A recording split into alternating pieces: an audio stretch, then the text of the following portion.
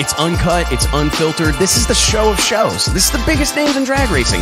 No holds barred. Speaking his mind. I've never had a problem expressing my opinions, but what we're doing here is bigger than that. These are conversations that need to be had in an unfiltered way. Exploring hot topics. Drag racing's all I've ever done. It's all I care to do. And spreading the gospel of drag racing. I respect the history. I appreciate how far we've come, but I want more for this sport, and I'll fight for it. This is the great American motorsport, drag racing. The Wes Buck Show starts in 3, 2, 1.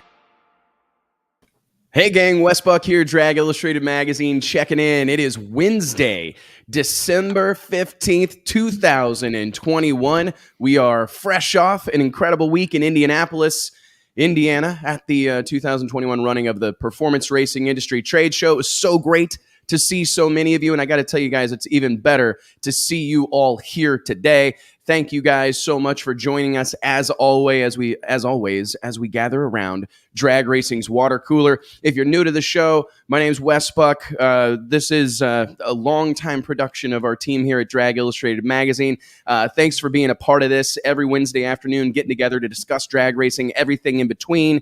Nothing's really off the, how do you say? There's nowhere we won't go. There's nothing that we won't talk about right here on the World Wide Web. We got a barn burner of a show. Surprise, surprise for you here today. We're going to be joined by a few of our team members at Drag Illustrated Magazine, break down all the big news and everything that happened. And I do want to remind you guys, if you're watching along on YouTube, click subscribe. Make sure you're getting notifications, and you'll know every single time we go live on the Drag Illustrated page. If you're watching along on Facebook, please click like, click share, help us spread the message. Tell a friend, call somebody, shoot them an email, whatever it takes. Bring some people out and be a part of this deal. We appreciate it from the bottom of our hearts. It's fun to gather with all of our homies and talk about drag racing, but your involvement makes all the difference in the world. Before we get too far into this thing, I'll go ahead and bring in my partners in crime, the one and only, what's this, Merry Murder Cowboy and the one and only Murder Cowboy. I like this. That might stick, buddy. You guys are looking like $1 million. What do you think? Festive, man. Festive. It's a festive day, man. Welcome. I don't know about you guys. It's hard. Is it cold in North Carolina, Mike? It is not, and I'm about to sweat through this. I know, Christmas bro. sweater. It's 74 here. Dude, it is Missouri. not feeling like Christmas, No. man. It is not at all feeling like Christmas right now. I love this time of year. I really do. And tonight, when the Christmas lights are on, the sun goes down, it'll feel a lot more like Christmas. But here in the middle of the afternoon, Yeah, bro, it's like 80. It's unbelievable. blazing. It's like it's supposed to be like this all December. Apparently, we're in something like I don't even know. I'm not a meteorologist. Some kind of system that's supposed to keep it warm and dry. So don't let that damper your holiday spirit. We're here. Yeah, no, we got snowflakes, everything we can try to do. Yeah, we almost look at the graphic. Check out you like this way, right the here? Stroud right here. graphic with the lights on it. Wes really went all in on this. And welcome to the first annual. That's for Elon. Elon, shout out Elon Warner. First annual DI office Christmas party. Absolutely, right? That was what I mean. It really turned out. When I was doing the graphics this morning, I go, you know what? We'll just call this our online Christmas party. We will invite the whole world, and this is the way we'll do it from here on out. I love. You guys know I'm big on. I'm big on traditions. I'm big on rituals. So we've got a brand new one. I think we're gonna maybe break some news today. I don't know if anybody ever replied to my message, but I do think we may break a little bit of news today. Editor-in-Chief Nate Van Wagenen going to join us here in a little bit. I believe we got Dion Walrath in the house somewhere nearby. So it's going to be our whole crew checking in at one point. I hope so. Yep, that's the hope. Did you send the link to everybody, team? Yes. Okay. Well, yes. Well, yeah. So I was just making sure. I don't know how many people we're going to hear from. What's on your shirt there, bud? Yeah. What is that saying? I'll be Mahomes for Christmas. Oh my goodness.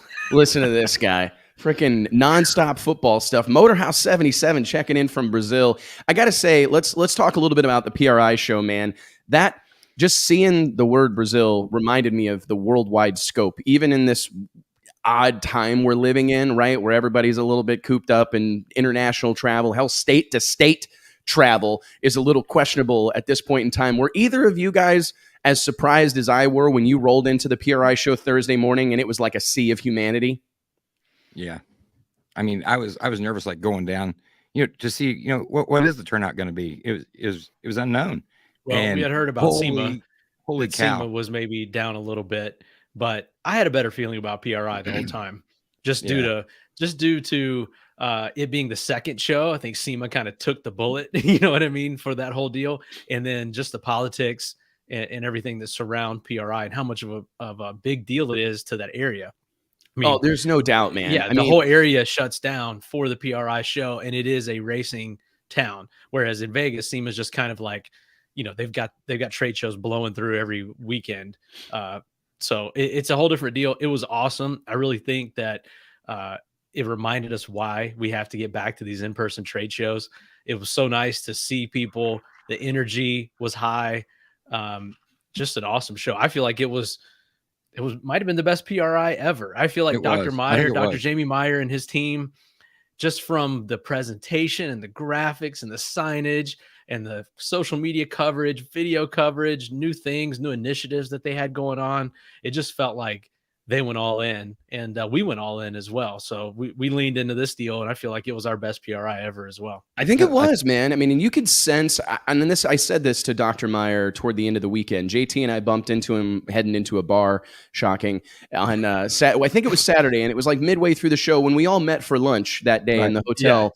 Yeah. We bumped into Dr. Meyer as we were walking in, and I told him, I said, man, I'm not, obviously I'm biased, and I've completely bought into what PRI represents and what they're trying to accomplish for our industry, for the sport, for the automotive aftermarket industry. But I genuinely feel like something special was going on. Like there's a unique chemistry amongst this whole group of people that I've not felt maybe ever. I mean, obviously, I think we're all excited, and it was fun to get back into the routine of doing that, and especially having a year off, not going to SEMA, hearing some of the doom and gloom about that event, unfortunately, and then going here and seeing the support that PRI had, the support and the just the foot traffic alone, all the vendors that showed up, because I understand the show was down a little bit in terms of vendors, but it didn't really feel that way. No, I mean, I didn't see any gaping holes. They did a great job of filling out the floor plan. I was genuinely impressed. And again, I point to Dr. Meyer and his team, Emily Bowden. We worked with her a lot and all the things that we were doing. He's got a great group there that seem to get it, like across the board. They're collaborative, they're friendly. I can't tell you how far that type of thing goes. Just being nice, being willing to work with people, being willing to do whatever's needed. I felt very appreciated by the PRI group, and I think that spreads across the whole show. Like when you feel appreciated, when you feel welcomed like that, a whole lot of shit can go wrong. But that warm welcome and that warm reception will mask it all. You'll tolerate pretty much anything if people are pleasant when you engage them. And that's something that is just at the foundational level of all of this that everybody can learn from. I mean, we a little bit talked about it during the Drag Illustrated Pro Mod Summit that went on Friday morning, man. If you have any sort of respect or appreciation for the amount of effort and money that goes into going drag racing, and if you're running a racetrack or putting on an event or putting on a trade show, be nice. You know what I mean? Be nice when people roll through the gate, because by the time they've got there, I mean, think about how many people had to unload cars, get them into that trade show, wiggle them around. Drag cars don't turn easy. Mike. No, I don't know what that's like. T can educate us on that. But I mean, and like shutting down on Saturday night, that's got to be quite an ordeal. You've been at the show for 3 days. You're worn out. Now you got to load all this stuff. And in like 8 minutes. Hey, get your Pro Mod and get it the out of here, dude. They carpet literally they'll run over you up in that carpet in the aisle. Oh man! I want to say something though. Like Dr. Jamie, we had a great conversation with him that day you're talking about.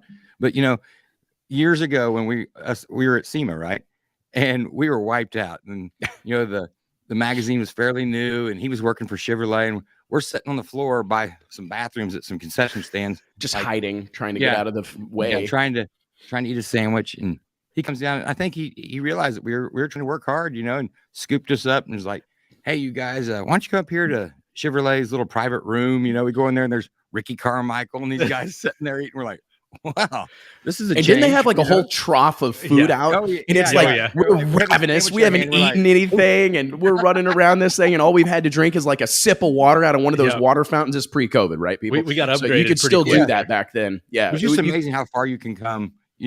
I was really proud of our team as a whole out there. I can't really say enough about our group, but just like the difference. I mean, I don't mean to wear this story out, but I mean, I vividly remember I was texting with my buddy Rock Carzoli, NHRA tech guy, this morning, saying I remember vividly sharing a bed because that's all I could afford was like a single occupancy hotel room in 2006.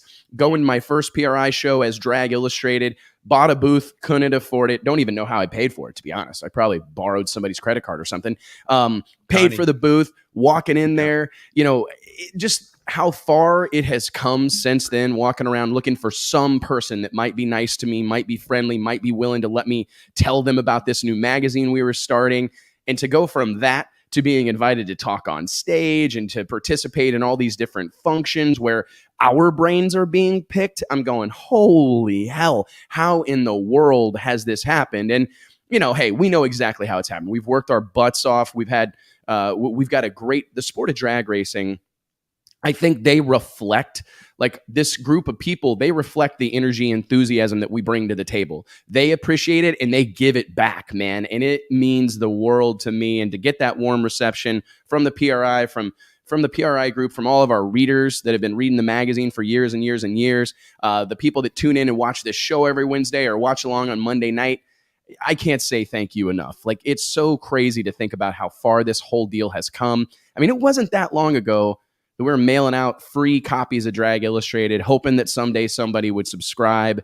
It really is a pinch me moment, especially when you consider every freaking thing that's happened, especially in the last 2 years. You know what I'm saying? Yeah. Like, inside the last 16, 18 months, it's been a rough go. You know what I mean? It's been as nerve-wracking really for us as it has for everyone else. And so, hey, we said from the beginning that if you do survive this whole deal, you're probably going to come out stronger. You're going to refine your operation. You're going to learn what works, what doesn't work. You're going to make changes that have to be made.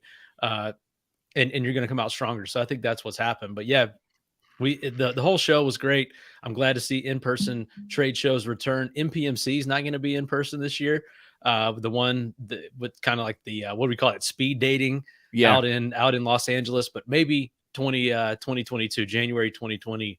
I think it worked well last year, though. Yeah. Like, out of all of them, I think it worked really well.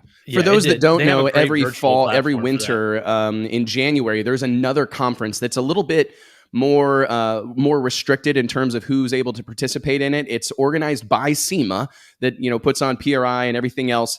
But it's called the Motorsports Parts Manufacturers Council, SEMA MPMC, and it's an invite type of event that they bring the media out and a bunch of manufacturers from our industry, and we're able to powwow and work together. So you'll walk around typically a hotel room and go from room to room to room, meeting with Strange Engineering, meeting with Holly Performance Parts, meeting with whomever. And it's a really, really special opportunity. And I agree. I hope that they're able to turn that back into an in-person event, because one of the things I wanted to touch on is in the middle of the pandemic, early in the pandemic, actually, there was a lot of talk that we're going to learn that we don't need trade shows. There was some fear of that, right? People were like, oh, I have a feeling that we're going to find out that we don't need to do this stuff. We can accomplish what we want to accomplish on Zoom or where have you, on whatever, Skype and whatever else exists as far as video conferencing is concerned. AOL, I'm here to tell you, we're wrong. I mean, people were wrong. Anybody that thought we could live without those trade shows or live without those events, I believe are 100% wrong. Were there any significant changes that you guys noticed about the way they did PRI that you think reinforced that, like the thing that's so special about getting this group of people together? There's probably not one thing, but there's just a combination of 100 different things that they refined and made better. I feel like the whole thing was more efficient. They did online passes, or all the registration was online. They mailed the badges to everyone ahead of time, as long as you weren't extremely last minute. And then so you'd have to stand in line. And we even had the confirmation deal on our phones, right, JT? Yeah. So they were embracing technology. I feel like the whole thing was much more efficient and streamlined. If it wasn't for technology, we wouldn't know where our booth was, Mike. That's true. Yep. We're like, wait a second, they told us a completely different number. Yeah. So I feel like it's another example of something, an in-person thing got better because of an embracing of technology, not completely replacing it with technology, but using technology to make it better and understanding, getting rid of some of the stuff that you didn't need from it, or maybe just some of the stuff that isn't going to work anymore because everyone's using their phones or everything's, you have the access to these online tools. So I think that it was great. I'm looking forward to NPMC and then possibly SEMA next year, and then kind of doing it again in 2022 with PRI. But I think that they're definitely moving in the right direction. I think it starts again with the leadership with Dr. Meyer on down from there. What I think is cool, and one of the things that I would encourage people to be reminded of, is that the opportunity that exists for you to piggyback on what PRI is doing. Mhm. Like, there are times that I almost feel like a slight amount of guilt because I'm going, dude, if PRI was 4 days, if it was a day longer, I would come up with some more shit to do. We would put on another thing, or because and you a got lot to of it- lean into that Yeah, opportunity. yeah. It's so rare. And the opportunities are there. They The are. opportunities are there. And if you beat the bushes hard enough, I'm you surprised can, more companies don't embrace it. yeah, you can get involved in the education seminars they're doing, the conferences, the speaking engagements, the content creator deal, which this was the first year of that, and I think is going to lounge. expand for next year. So it's really not like, again, we talked about this on the stage, Wes, at the content creator deal. Don't wait around until you're like number one in the industry and then ask to be involved at PRI. Go to them. These people are accessible. They're available. They may hate me for saying this, but I mean, go to them and present your idea. I honestly feel like, I don't want to say they're a limited staff, but they're lean and mean, just like a lot of us. And they can't scour the entire industry, finding everyone that's making noise and reach out to you and invite you to participate in one of these things. You've got to let them know.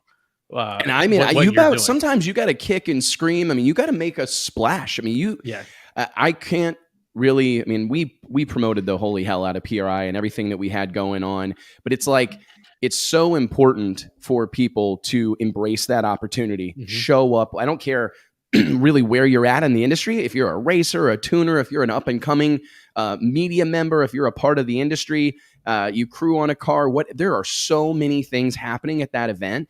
And there's so many people there that have influence, right? I mean, whether you're just talking about like industry folks, that's one thing. But man, if you're looking for a job crewing on a team or whatever, and you're bebopping around that deal, going to the events and going to the different conferences or panels that are taking place, you'll probably leave with a job. I mean, if you go there looking for opportunity, you will absolutely find it. They call it the 3 biggest days of business in motorsports.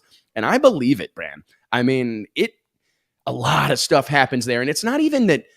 It's not like you're going to go there with a sponsorship proposal and sign a contract necessarily. I think you did in the old days. See, maybe in the old days. That's another example of what's changed. Like what I was talking about, what works and what doesn't, and what's changed because of technology. Because of technology, they don't want your sponsorship packet. And honestly, these marketing budgets are usually spoken for by the end of Q3, start of Q4 of the previous year. So if you're rolling in 2 weeks before Christmas with a printed sponsorship proposal, and you've got no schedule. I had a couple of people ask me, what am I doing wrong? Or how can I get a sponsor? Or what's the secret to kind of making a presentation to these sponsors? Some of them are really the key to me is have a schedule. Know what you're going to race. A lot of times it's like, well, I got a car, but it's not finished. I don't know what class I'm running. I don't know what series I'm running. It's important to have a schedule, know what you're doing, and move forward with that. But maybe start your handshaking and your relationship building in 2021, and then maybe in 2022 you'll be able to follow up with that company. It's not going to happen overnight. Right when you go to PRI, you're going to hand them a proposal. They're going to say, "Let's do it." Because you used to walk this show and do this for your dad, didn't you? I did actually. For years, right? As early or as late as 2005, 6, or 7. I did exactly what I'm telling you not to do right now, and it still worked then, but it doesn't work now. So really, you're just trying to put your face with your name to these people, and then when you follow up via email or whatever the following week, or you're out there in the industry, or you're out there on the track in 2022, you're on the radar. You're on the radar. You're in their headspace. And then when you go to PRI 2022, you say, "Hey, I met you last year. Here's what we did this year." And they've kind of had a time to digest it. You've got a much better shot at getting that deal going. So that's what the sponsor said process. Monday night. He said, you're not going to come out there with a bunch of sponsors, but you're going to put a face with a name that you've been following on Facebook, or you've seen on Facebook or YouTube or at the track or wherever. and he said he just went around and introduced himself, and it's really what it is it's a taste of politicking. Everybody hates politics, I think, for the most part, but this is unfortunately that whole thing, that song and dance, that shaking hands, kissing babies, that's part of it. And if you walk around there and you make meaningful connections with people, I think next year we'll do some sort of like a build up, a little, not some seminars, but maybe shoot some videos with tips on how to connect with people, things to say, questions something we can ask. do at the show. I think we should have be a part of one of these deals on one of these stages where we talk about that. Yeah. Oh yeah. I mean, I could literally give a whole presentation right now on how to make a meaningful impact on someone, like tricks and hacks and whatnot. But speaking of meaningful moments, I won't do that. I'll save it for another day. Mike, let's go ahead. I want to see Mike's. What are you wearing, Mike? Let's see this. This is some flashing lights, and then I actually got this out of JT's closet last time I was in Kirksville. Oh wait, sorry. Get lit. Get lit. Drunk. Some drunk gingerbread on there. So I love it. Little tip of the cap to JT here. I love it. Is that literally yours, T? Did you send that to him? No, oh, just messing with it. Yeah. Well, ladies and gentlemen, welcome to the show. The one and only Nate Van Wagenen, falling right in line with the theme of the day here. Merry Christmas, big dog. Yeah, Merry Christmas, guys. It's gonna be fun. We have a lot to cover. Nate looks like he's ready to come downstairs on Christmas morning and see what Santa brought him. Well, let's see your shirt, Nate. Yeah, let's see it. Mine isn't nearly as exciting. Oh, this is good though. Mean one. Oh, you play mean on TV. You're a big teddy bear. Yeah, that's a fact, man. Right. Oh my goodness. I want to talk real quick. We had Curtis Thomas, one of our longtime viewers, a real friend of the show. Thanks for tuning in every Wednesday, brother. He asked, how was Envy? My goodness, guys, if you missed Drag Illustrated After Hours, powered by Titan Racing Engines, huge shout out to those guys, Eric Latino, Chris Clark, the whole gang out there, Camry Caruso, Matt Latino, for being a part of this deal. But I got to give a tip of the freaking cap to Jason Jenkins and the team at Envy Nightclub in downtown Indianapolis. Dare I say it, I think we threw the most epic industry party of all time. It was the best far and away the best party we've ever done. Let's give a golf clap to the Merry Murder Cowboy. The Merry Murder Cowboy. Congratulations, big dog. Stop. Congratulations, brother. Congratulations. I mean, from JT's the baby. Dude, that deal was I've been at party since I was 12. Come on. I mean, it was so, if you have been to this deal in the past, admittedly, and we were the first to admit it, kind of a calamity, right? I mean, there's people everywhere. You can hardly breathe. It's elbow to elbow, and we totally get it. And we have worked hard to make that not the case. But you just don't know what to do. I mean, have you ever thrown a party, especially the first one, the first annual Elon party? You don't know what's about to happen. No one could show up. And so when we realized that we were onto something here, we've continually evolved as time has gone on. And I really think we've hit our stride with this one. We finally got someone great to work with. Like Jason. Trusting someone that's states away. JT made that point earlier in the week. It's hard, man. You got to put all your trust in. They promise you all you want, but when you get there, they have to deliver. And years past, it's like we're back there bartending and running around and seating people, buying ice from neighboring bars. Yeah, I mean, it's just crazy. It's like, where'd we go wrong? Jeez. Yeah, where do we start? How do you own a bar? Dude, the venue is 100% the difference maker. And I can't say enough about these people, man. The staff, the wait staff, the people at the door. Hell, there was one point they wouldn't let me back in the place. And I'm like, I need back in by there. Design. Like, that was a test. Joking. Yeah. No, they really weren't. And I appreciated that, man. I know that, it wasn't. We hated to have to go to the format of selling tickets. We really did. We wish we could just kick the doors open and come one, come all. And that used to be how we did it. But that's also part of what contributed to it being such a cluster. And to have it, I mean, we sold out of tickets for this event. The club owner was stoked. We sold more tickets for the Drag Illustrated party than Lil Jon did. Lil Jon the weekend before. And I'm turned down for what? Turned down for what, man? You need to save. People were saving it up going to the Drag Illustrated deal. Luke Stevenson asking, evening all, checking in from overseas across the pond. What happened to the PRI live show? We did the show live at PRI on Thursday morning as planned, and it was fantastic. We had Justin Ashley on stage, Antron Brown on stage, Clay Milliken on stage, Lyle Barnett on stage, Bill Holland from Holland Communications on stage. We did all sorts of stuff. Yep. Eric Latino came up on stage.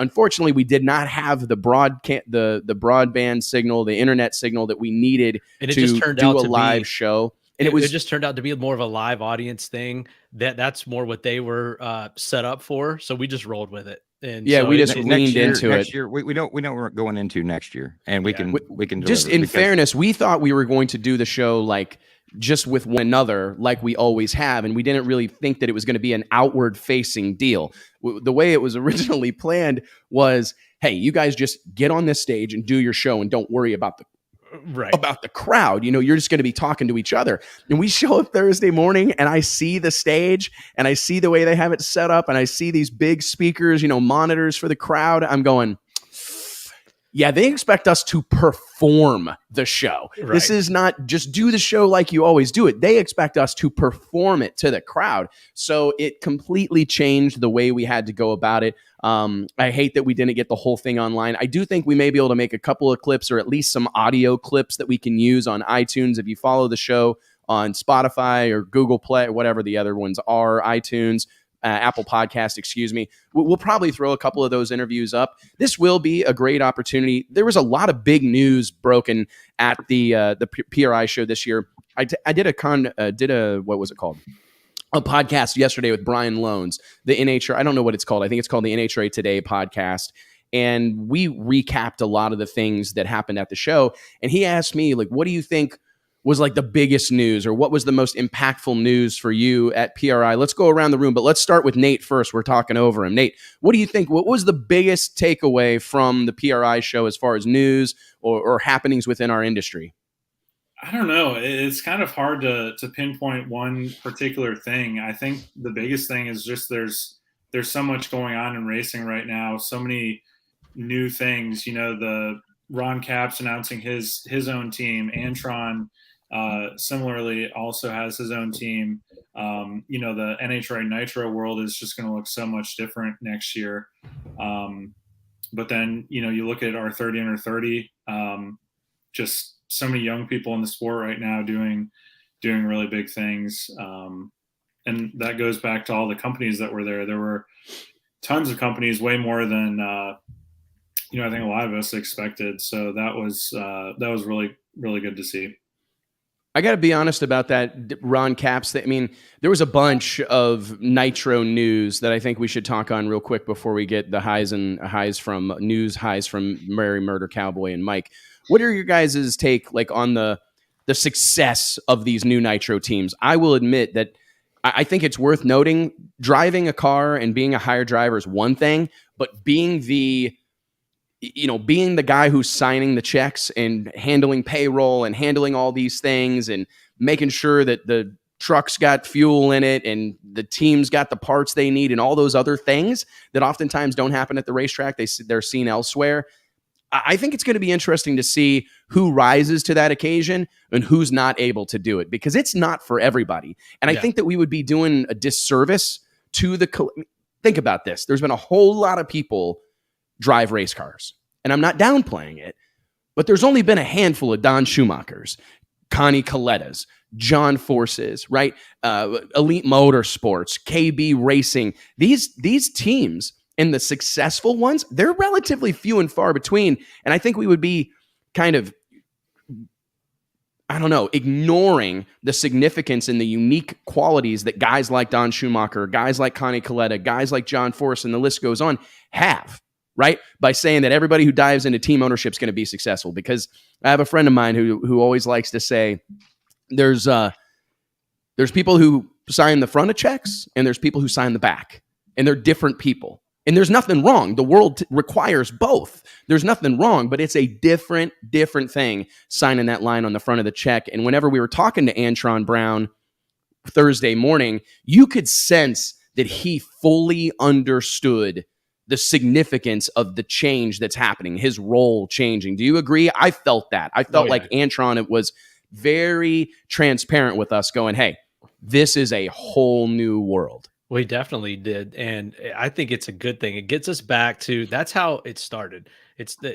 everything started in this independent, guys had to match race to make ends meet. And you had to get your foot out of these things, and you can't blow them up every run. I think that's something we're going to see more and more of. And from Big Daddy Don Garlits on down, everyone has advocated for ways to make it so that the strategy isn't to destroy the engine every single right. run, that you've got to make these things live. And when you got a guy like Andron, Clay Milliken's been doing this for years, you feel this thing spinning the tires, or it's whatever, it's on 7 cylinders, get your foot out of it, because it's not worth legging it to the finish line when you've got to pay the bill. So I actually think we asked Antron about that on the stage. Do you think that the I don't want to say demise, and I also don't want to bag on the super teams, because it's been a great era. Maybe this era continues. There've been a lot of people put to work, a lot of families fed on these jobs that these super teams provide. But from a racing standpoint, competition standpoint, I think it's going to be cool to see these guys that are, like you said, now are signing both sides of the check or whatever, how they operate their team and how they perform on the track as far as wear and tear on the parts. Because I think that's the biggest thing about nitro racing. I just think it's kind of upsetting. Yeah, I mean, and thank you're God going to destroy this thing for those boom run. moments, right? Like I had a conversation. I think it was Elon Warner, longtime John Force Racing media strategist, PR guy. We were talking about like the heyday of these super teams, and Force's got Top Fuel cars and funny cars stacked like firewood, and Don Schumacher's got pro stock cars, pro stock bikes, Top Fuelers, funny cars, got like 70 teams. I mean, those were some really heady times. I mean, that was an exciting moment. I think it is perhaps a bygone era. I really think that those days, that ship has sailed. But we had some conversations about all the people that made really good money during that. That was like kind of during those years were when the big money crew chiefs, right? When the salaries went from like $100,000 to $300,000, we had to be 350 grand. And he talked about one time walking up to John Force's funny car, and the body was up and they were getting ready to run the car to the lanes. But I think that they were scrambling to put zoomies on it. And Elon walks up and he's like, "What are you guys doing? Like, they're waiting on us." And he's like, "Oh, John wants brand new zoomies on it." And they're like, what do you, was something wrong with him? He's like, "No, he just likes the shiny new ones." Right. So we just put new zoomies on it for the sake of doing it. Right. And that shit's over. Like those, I believe those days are behind us, and which is a good thing. Right. I mean, in one way that was exciting, because whoever was selling those headers is like, "Hey, I'm looking forward to John Force's order. He's going to order like 4 sets for every race or whatever." But I'm kind of glad to have seen the tide turn and introduce a new era for nitro racing. I don't know that I've ever been more excited about Top Fuel and Funny Car as eliminators in our sport, or as like a show or a story to follow, than I am right now, because we're going to see some new characters emerge. I think the opportunity to see somebody step in and become the next. We talked about this with Clay Milliken, didn't we? The coolest thing about next year is seeing who's going to lean into some of the opportunity and some of the spotlight that's going to be available for people without all these these multi-car super team conglomerates. There's going to be the doors open for someone to come in and make a significant mark on the sport of drag racing. I believe it, man. And we got, I forget which conference it was we were doing, Wes, where someone said, "You don't need more drivers, you need more owners." And that's what I think, because that's where the opportunity is created and it goes down from there. I think that the focus has been, how do we get more drivers?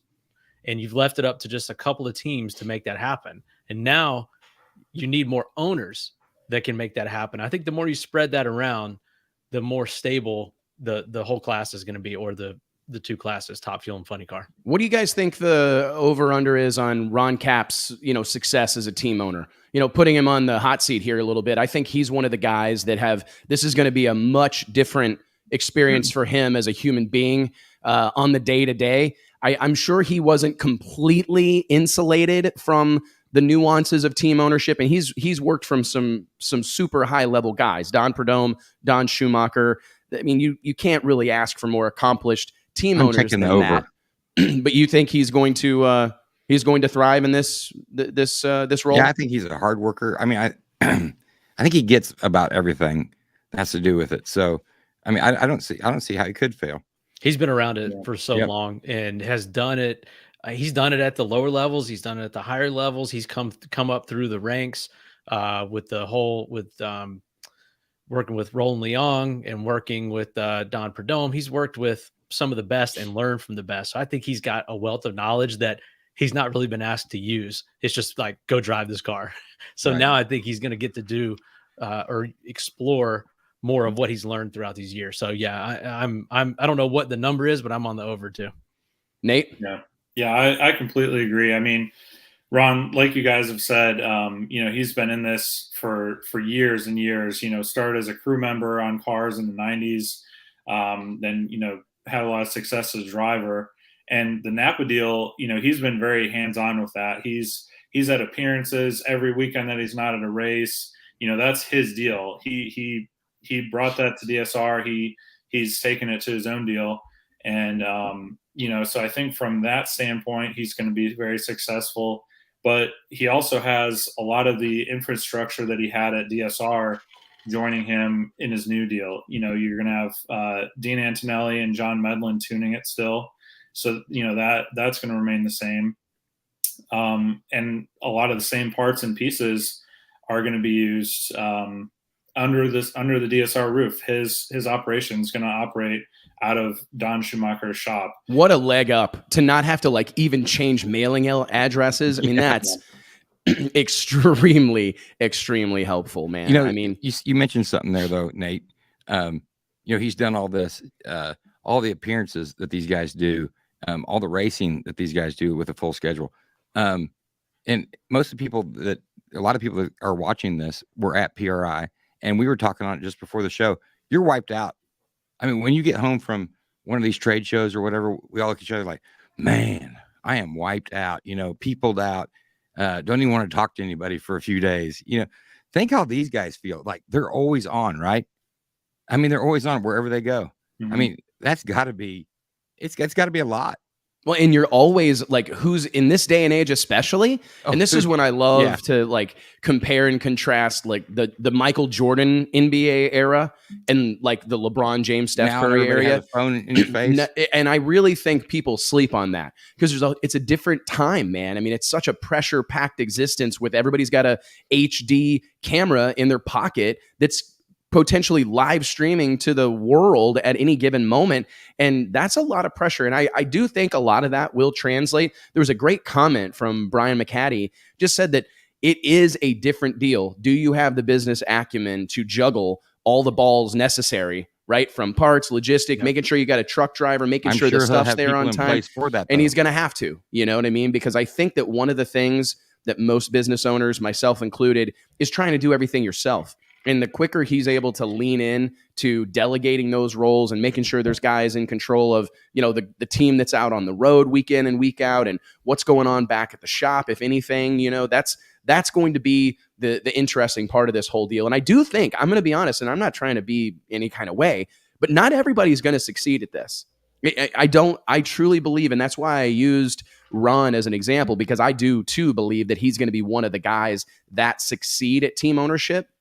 But again, I think we're kind of being disrespectful to all the guys that have fought this battle for years and years and years and years and years. The aforementioned Schumacher and Coletta and Force, but also all these Doug Stringer at Clay Milliken, that owns Clay Milliken's team. Nate, name drop some other ones, right? Josh Hart's newfound operation.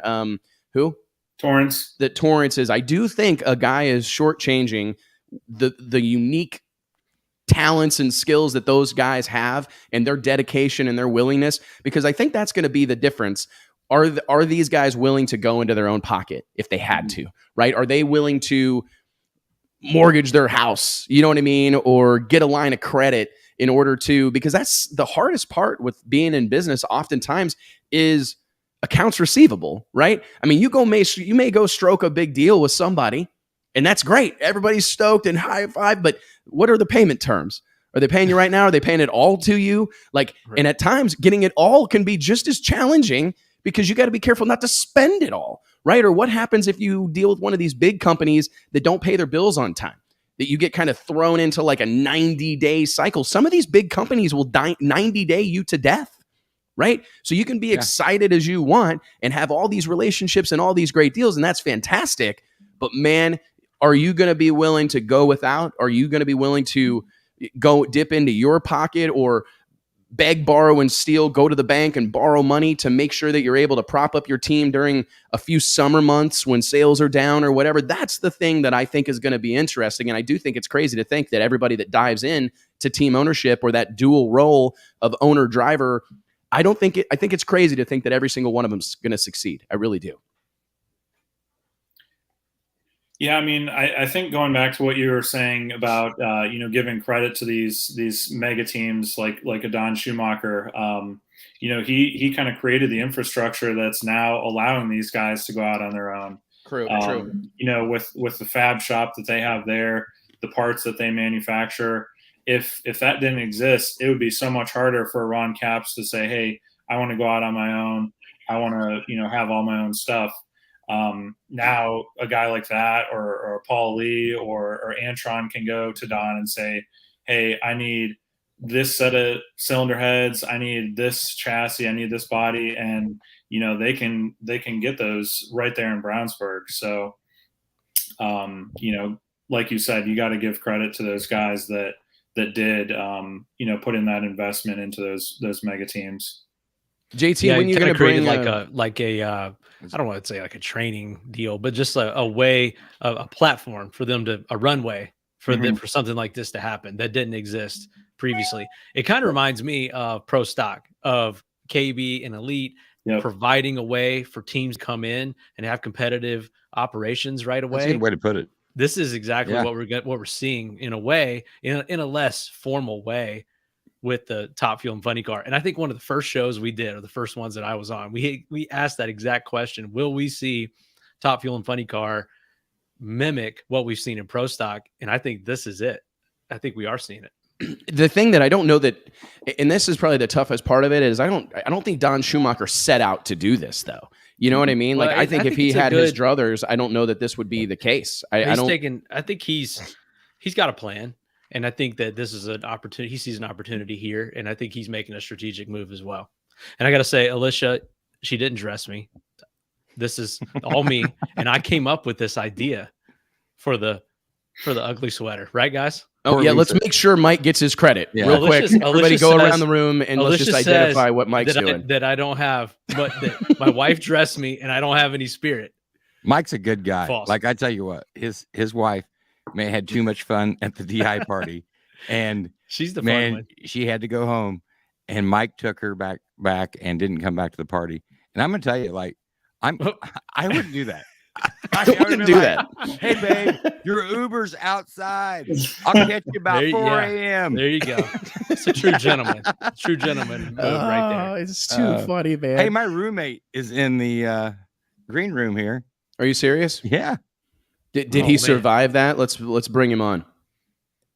There he is. There he goes. Oh, he's got like the depth. He's got the shallow depth of field going on. What camera does Dion have that's so much better than ours? It's just on StreamYard. Are you serious? Like, so this is just like your MacBook? Yeah. Oh, there's Kevin in the house. Of course, as soon as I come on, Kevin starts barking. Oh, no, he doesn't hear us. Yeah, Kevin can't hear us. You have to stomp on him real quick. Dogs love that. Just stomp. Just feed him treats the whole time. Yeah, feed him treats the whole time. He's literally been sleeping the whole time I've been Give him some rum, Kevin, or give Kevin some rum. Patrick Tracy, what a question here. He goes, is RVW dead because it's cool to say so? That's fine. I do think we'll talk a little bit about radio racing. I want to talk briefly about, we saw them a little bit at DI After Hours powered by Titan Racing Engines. We saw Tony Stewart, Leah Stewart, or soon to be Leah Stewart. They made a grand entrance into the party around the 11 o'clock hour, joined us in the VIP booth, hung out with us. pretty much the rest of the night. I wasn't there that much later, but I know that they were there. I know you were there, T. I think it was later. I think it was more like midnight. It might have been midnight when they rolled in there. Big entrance. It was a cool moment. I gotta say, it was cool. For a kid from Northeast Missouri, right? It was funny. Everybody like smack talks. Oh, Tony Stewart, blah blah blah. Man, he was up in our booth there or whatever, and it's like everybody just woof. Oh, he rolls in there, and everybody was up there trying to take photos, and it was a really cool thing. But I didn't see them a ton at the PRI show itself, to be honest. I saw them after, I saw them out to dinner, and I would see them posting on social. Leah, at least. Eric Ernst, shout out to Eric Ernst. He hooked up with me to make sure that they got into the club without a bunch of drama or whatnot. But I'm just curious, what do you think the biggest impact, as we kind of go around the room here, that Tony Stewart will have? What will be the thing that we see that's perhaps most significant, or what will be the high point off the racetrack? Like, I anticipate them having first-class equipment, right? I anticipate them being successful. You got Matt Hagan and Leah. I mean, these are very accomplished drivers. Matt's a world champion. I think Leah has a lot of promise behind the wheel. But what do you expect to see from Tony Stewart Racing, TSR, as it will now be known, I'm sure, and we'll be saying a lot? What do you expect to see from TSR in 2022 in the sport of drag racing? Who do you want to start? Mike, what do you think we'll see from him? I think of all the new teams, they'll be the most successful. I just think they've got, obviously, the funding and the footing. I think the experience. I just think that they probably got more announcements to make as well as far as partnerships. I think that they're probably going to get off on the right foot. Dion, what do you think we'll see from them? Like, you're one of our in-house media guys, a content creator. What do you think we'll see from them? And I think we can assume they're going to be successful on the track. I think that they'll run well. I can't imagine they won't be prepared to be successful Friday, Saturday, and Sunday. But I look for them to make a big difference in our industry before that, right? Monday through Thursday, really. I would say the biggest thing I can think of is Tony's fan base. I mean, we're going to now have every Circle Track fan from 20 years worth of racing at least being somewhat interested or being on their radar of, good point. This is a new part of racing that if Tony's interested in it, we should be interested in it as fans. And so I think that we can probably see a lot more fans of not only him and TSR, but of Top Fuel and drag racing as a whole. So that's I agree 100%. JT? Cool. It is cool. Yeah, I mean, I just think it's cool. Like, they can win or fail. I mean, I don't care. Yeah, it's cool. It is cool. Nate? Yeah, off track, I think one of the biggest things that he's going to do is bring, some of the things that are common in NASCAR as far as the actual team itself, the crew members, the personnel. I think he's going to kind of bring that over to the drag racing side. That's one of the things that Tony and Leah talked about in the cover story that I wrote about them over the summer.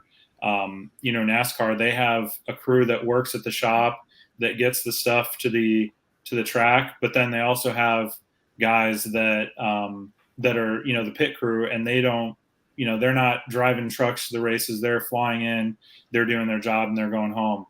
And so I think by kind of spreading out some of the workload that is associated with a race team, I think, they're just going to pinpoint some of those things that these other teams that are just kind of, spread too thin, they're just going to, kind of take one jump further. And from what I've heard, Tony is kind of leading that. He's at the shop. He's working the forklift. He's working right there with the guys, to make sure they're where they need to be when the Winter Nationals rolls around, or probably before that to go testing. I think you've seen that too. He's more active on social, posting about this stuff, and the fact he was so active and accessible at PRI. Have you ever seen that from Tony? I mean, I've not seen it. He even had his own, right? He wasn't involved in IMIS before they combined it with PRI. I think he was involved in some way with that trade show, and I think he was active there. But since then, you really don't see him. And, obviously there's no need. I don't know of any other high-profile NASCAR world champion that's, walking around the show every day. That's accessible to the masses. So I think that, and like doing all this stuff with Leah has him really excited, and he's leaning into it more maybe than that's what I think. I mean, I can't help but feel like his excitement and enthusiasm just for what's going on, and I'm sure it genuinely is exciting for him to dive into a new world. People forget this dude's done it all, right? IndyCar champion, NASCAR champion, won every big dirt track race there is under the sun. I mean, he's got a lot of experience, and to see him as genuinely like wound up and excited about something as he seems to be about drag racing, I think it's really good for us as a sport, right? And this is something that I've been saying for like 15, 16 years, but drag racing badly needs a big dance partner, right? I mean, we've had John Force, and we see what John Force has done to our sport. And before John Force, we had, Big Daddy Don Garlis, we had Don Perdome and Kenny Bernstein and Shirley Muldowney, and we've had star power and we've had some crossover power, but never anything, in my opinion, even remotely close to what we're seeing with Tony Stewart. And if we can just be guilty by association across the board, guilty by association from a fan base perspective, because it won't all cross over. I mean, I know that I know people in the circle track world, and I know people from that walk of life, but it still really doesn't interest me. So it's just, I don't think everybody that's a NASCAR fan is going to automatically become a drag racing fan. But to Dion's point earlier, just having them be aware of what's going on over here. And I think it's more about the corporate partners, right?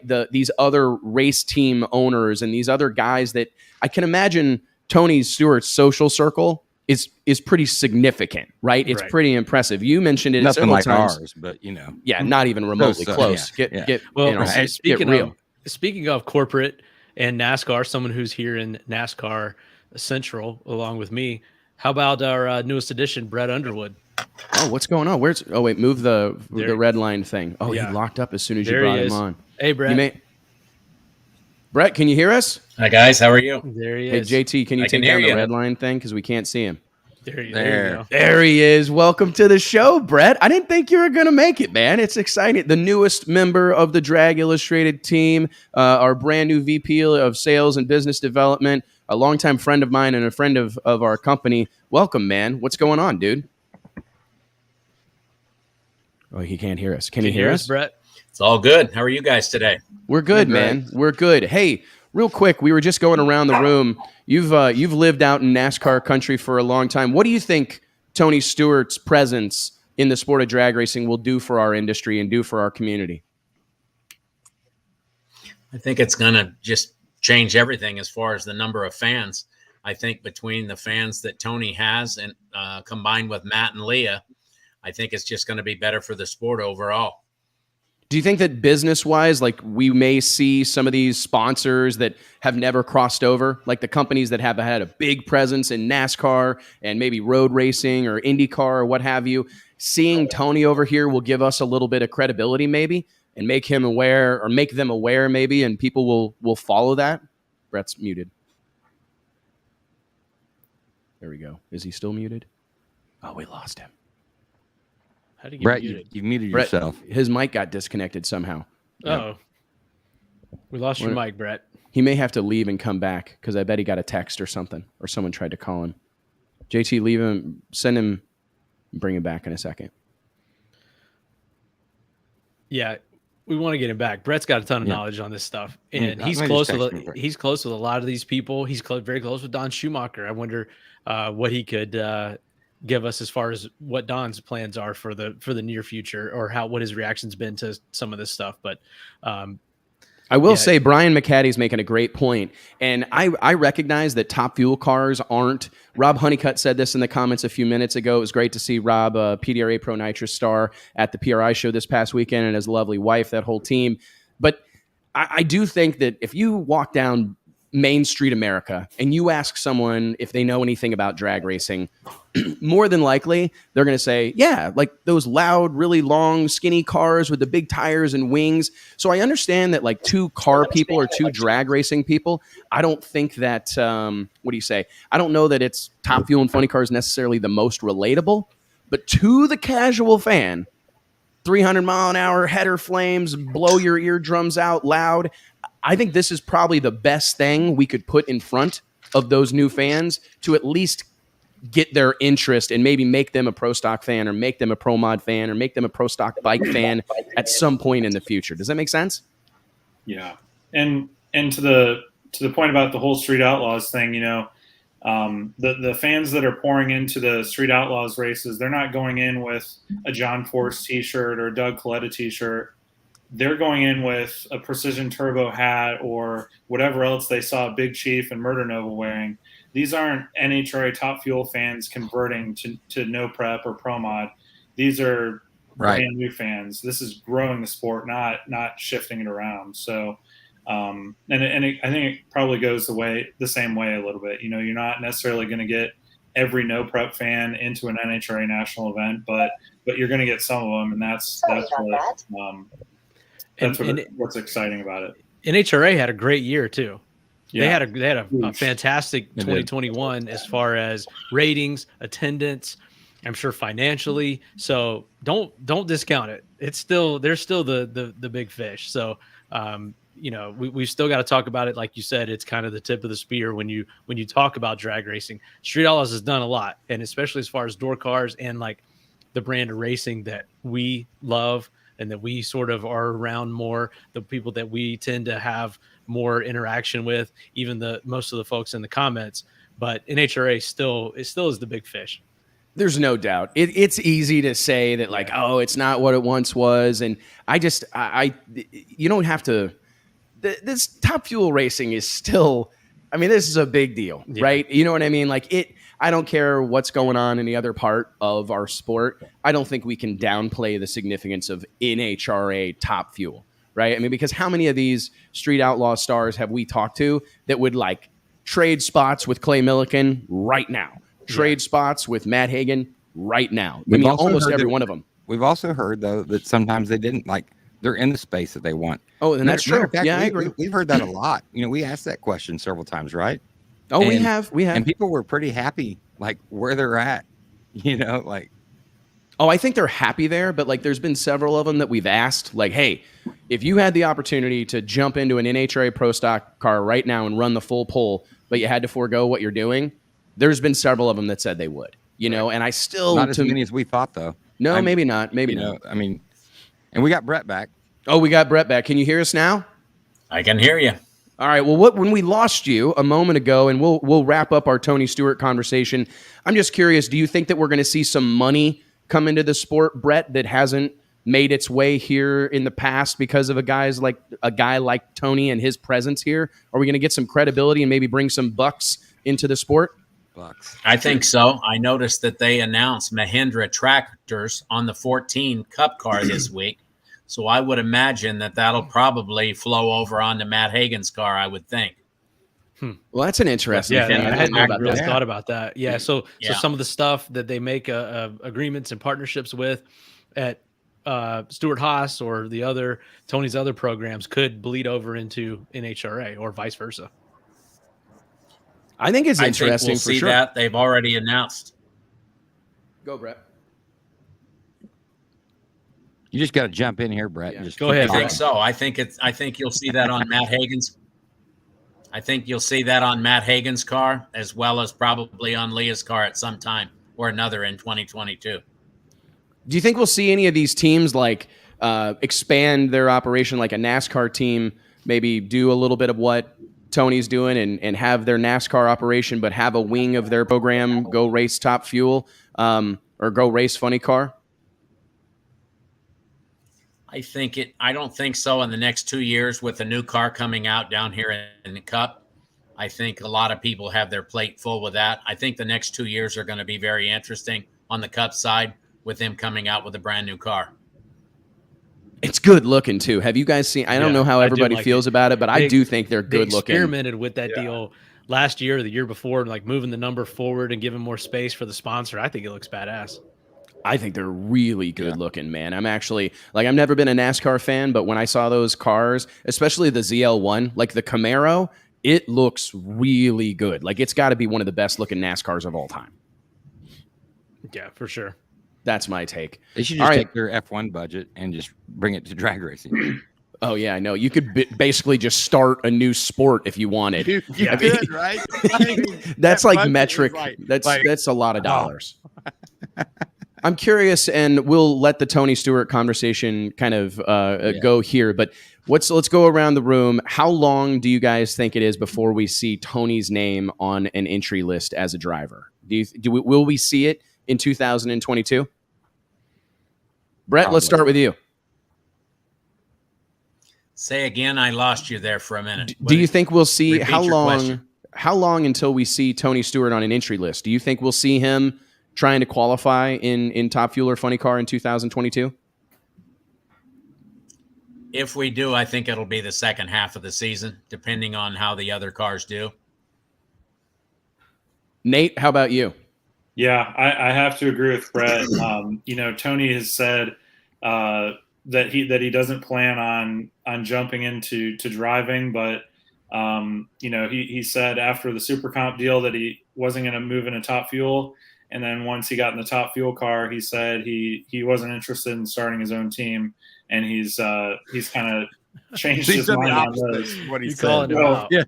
So, and combined with his competitive side, I can't see him sitting on the sidelines for too long, having his own team now. So I do think we'll see him out there, and I have to agree with Brett that it probably would be in the second half, maybe at Indy. I think that would be a huge opportunity. Mike?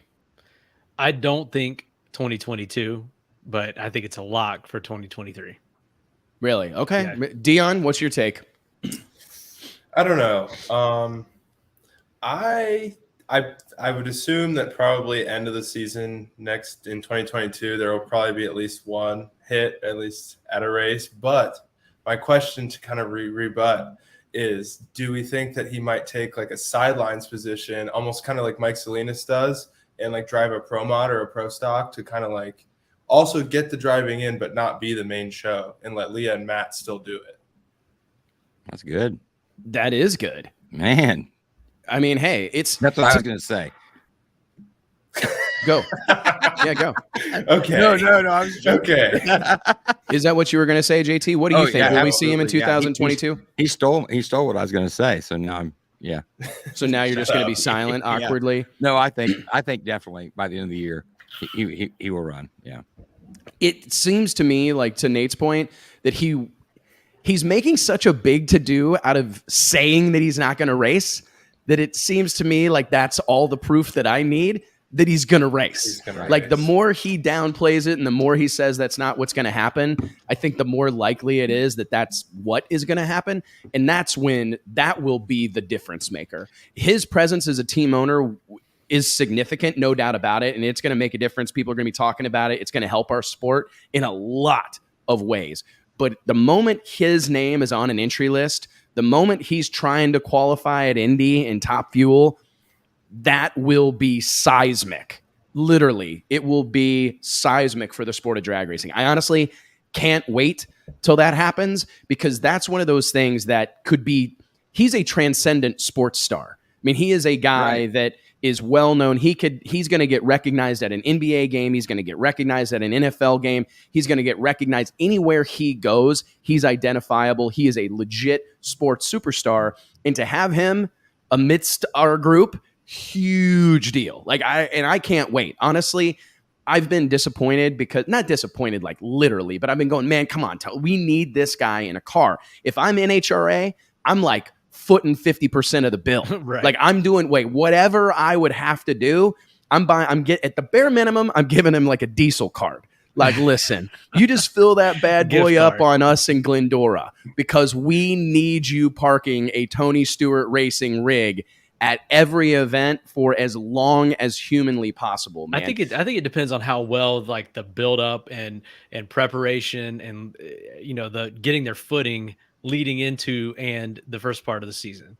If they're like ahead of schedule, cars are running well, the shop's humming, everything is good, you might see that schedule accelerate. But I feel like it's going to be, especially first year team, all new stuff.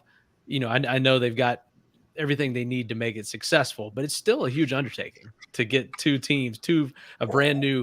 one Top Fuel, one funny car team up off the ground and be successful, I think that they're going to have their hands full as far as just being busy and being motivated and focusing on that. Not that they can't do it, but just I think Tony will look at that and say, you know what, this is going well. I'm going to either jump in if he feels like he needs to, or just let it be instead of disrupting it. It'll be kind of a decision that he'll make. You know what? And I almost have to argue with myself, because while I spewed all that, I immediately thought one of my before. Yeah, I I've do heard that you do it, sometimes. yeah. I change my mind every once in a while. You know, it happens. I He talked change to my himself. mind. We're like, let He us talks on the so show much, so we he can talk to to you. himself. Yes. I will talk to myself, and then I will talk myself into something, or I'll talk myself out of something. But one of the things that you hear everybody say about Tony is that he's a great guy. Right. And knowing that he's a great guy, the thing we're probably not talking about that we should, he's not going to want to overshadow Leah. Yeah, I that's think what that I'm trying to Leah is really, she's due for a big moment, right? She's had some big moments. She's won a few races. She's had some big sponsorships. You know, the Papa John's deal was huge. She's on a pizza box. She's had some moments in the sun, but I don't really feel like Leah's had a prolonged moment in the sun, and I think she's about to have one. And I can't imagine a situation where Tony is going to swoop in and let his shadow kind of consume his better half, right? I mean, if there's anything that prevents Tony from diving right in, all boats. I agree, but like, he will swallow it up, right? I mean, he will swallow up all the available. We've been, talking about this with John Force for 3 decades, that he hogs all the limelight. Like, we all love John, but there's only so much limelight to go around, and he takes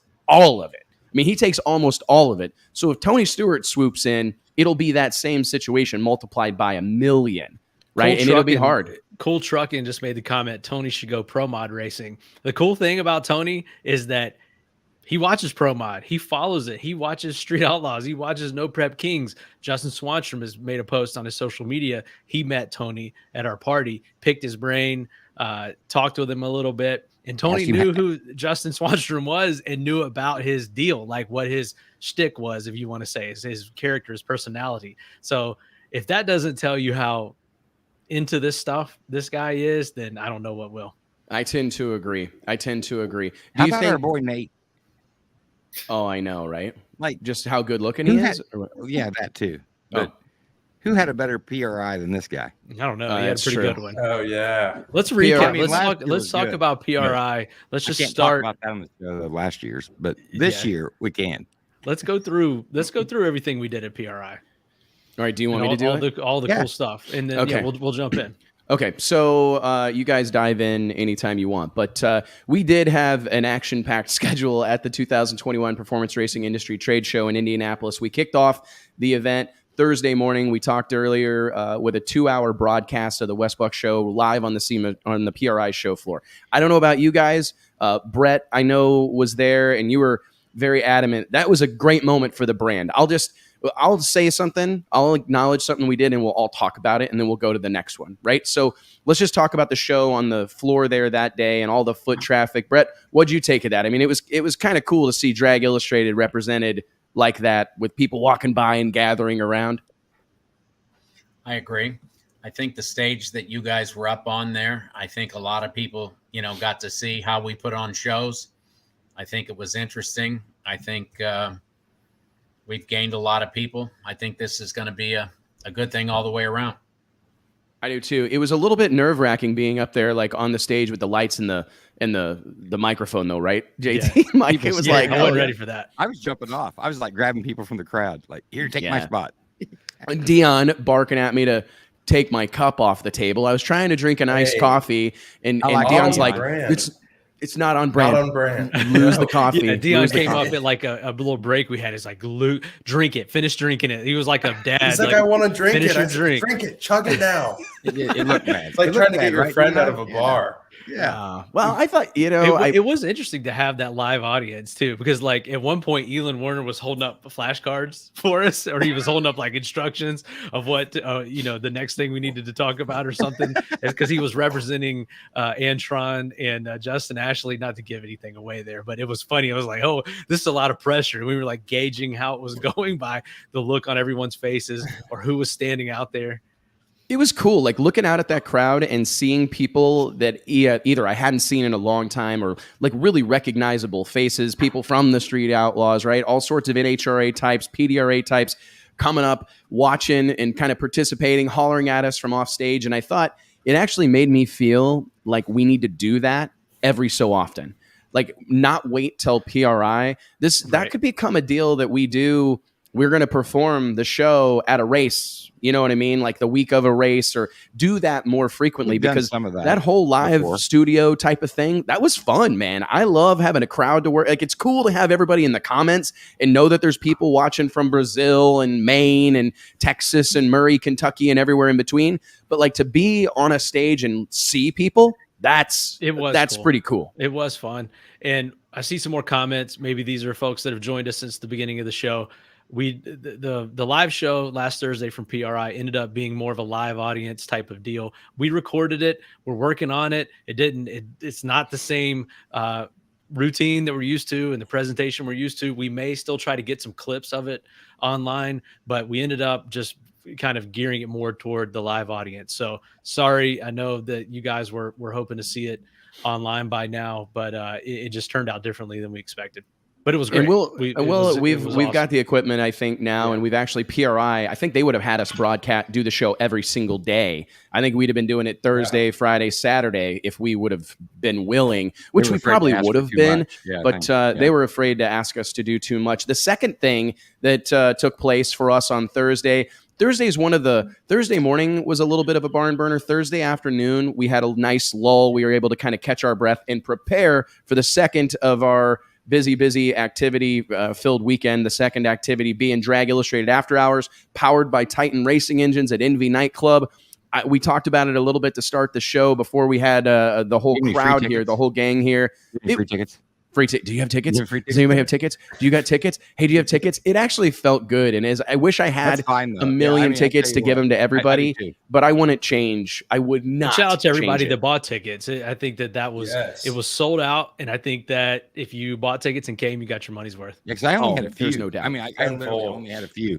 So and I was guarding them. You know, like, oh my God, I've only got a few. Well, and you were telling everybody to make sure you don't let Wes know you have tickets. Yeah. JT's going around like, hey, don't tell Wes you have any tickets. He'll give them away. And I felt like I did pretty good. I controlled myself. I tried to just send everybody to Brett or JT like, hey, you guys, they're in control of the tickets. Don't ask me. We did all right. You know, I mean, I think we did good. The party was fantastic, man. Stan Waxberg, any interesting hookups at the party? What a hell of a question. Right. Let's just spill the tea here. You know, I didn't see Brett typically has some gals around him. The rest of us, Alicia and I had a big time. Mike and Lisa were there. Allison, Nate's better half, wasn't there. Yeah. What did your credit card statement look like? What did the receipt look like, JT? What were you ordering for people? I wish we could work another month. I spent about as much as I made in a month at PRI. At your own party. I don't give a shit either. Like, I fucking love it. It's hilarious. I'll do it all tomorrow, you know? You know, and I didn't really see, we had no crazy drama. Like typically, I remember a few years ago, like Larry Larson almost choked someone out on the dance floor. We had one like significant argument, but that was really it. I mean, it was pretty, and that was the thing that I'm so proud about that group of people, is that we can go in there together, and there's people from, literally, when I was standing up on the DJ booth getting ready to like announce to address the crowd, I'm looking around and I see, Dean Marinas and all the radial tire guys, right? Ron Rhodes is over there in his booth, and Chad Green, a Pro Mods racer and a Nitro Funny Car racer. I'm looking off to my right, and I'm seeing all the PDRA guys, Tommy and Judy Franklin, Tyler Crossnow, John Sears, his wife, that whole group's over there. Mark Woodruff, Craig Sullivan, some NMCA guys, all of our NHRA friends, guys from the NHRA. Like Jordan Vandergriff. And, I mean, isn't that cool when you get to see that Brandon Bernstein? I mean, I bumped into Brandon and I'm like, I didn't know you were coming. And he's like, I didn't either. You know, and I mean, it was just to see all those people from different walks of the racing life. Like, that's when I know we did it. Like, that was a moment, in my opinion, where I'm going, hey, everybody's here. we're all just drag racers. It doesn't matter if you're professional or sportsman, outlaw, grassroots, or NHRA type, or if you're a grudge racer. If you've rolled through the water box and you've put a car in the beams, if you've lit that bottom bulb, you're my kind of guy. And I felt like we had them all there. That was my favorite part of the whole deal. Think is that everybody is in the same room for once, and everybody's just shooting the shit back and forth. And, you just got every walks of life of drag racing in the same building, and they're just having a good time, and it's pretty lax. Like, it's laid back. That's the magic, man. I'm telling you guys, that is now and has forever been the magic of what we're trying to do at Drag Illustrated. Truly. I mean, I go back to the first issue of the magazine. The very first issue of Drag Illustrated we ever put out had IHRA Pro Mod star Shannon Jenkins on the cover. The very next issue had Mike the Hitman Hill on the cover, an Outlaw 10-5 superstar. The next issue had Max Naylor, a rising NHRA Pro Stock star on the cover. The next issue had David Wolf on the cover, a drag radial superstar, a real big up-and-coming name in our industry on the cover. Then we had Justin Curry. I mean, all the people who was a limited 10-5 racer in Texas. And when I think back to even those first few issues, the belief system was there on day one, that it can't just be all about Tony Schumacher. It can't just be all about Greg Anderson. It has to be about this entire community. And I can't tell you guys in the whole world how proud I am of serving as a galvanizing force in this industry, recognizing that there's a lot of freaking smart people in our sport. And they're not just all in Top Fuel, or they're not just all in Pro Stock. I mean, there's some really sharp people across the board here, some really great people. Just imagine what we could do as a community if we all knew one another and weren't so, I hate to use the word like segregated, but it's really cliquish. Right. Our sport struggles with that. Like, there's the Pro Stock clique and the Pro Mod clique, and nobody communicates with one another. And I feel like every opportunity that we have as Drag Illustrated, this show and every tool we have to bring all these people together, to learn from one another, to riff off one another, only good things can come from that. I think and you may have some growing pains, but the party represents. Right. Go ahead, Mike. It's the only night a year where all of those type of people, everyone from all walks of life of drag racing, are together in that type of atmosphere, in that type of environment. It's the only one. You might get it at the show, or you might get it at a banquet, or even at the track, but in that type of environment where everyone's having a good time and it's completely away from the drag strip, that only happens one night a year, and that's at Drag Illustrated After Hours. I love seeing racing. Someone that night, like, it's a great business night as well. Everybody's loose, conversations flow really well. Like, it's not just a party. I mean, it is a party, but like, people are doing things there. Things are rolling, and it's a great opportunity for not us, but also everybody that's invited. It's a B2B night.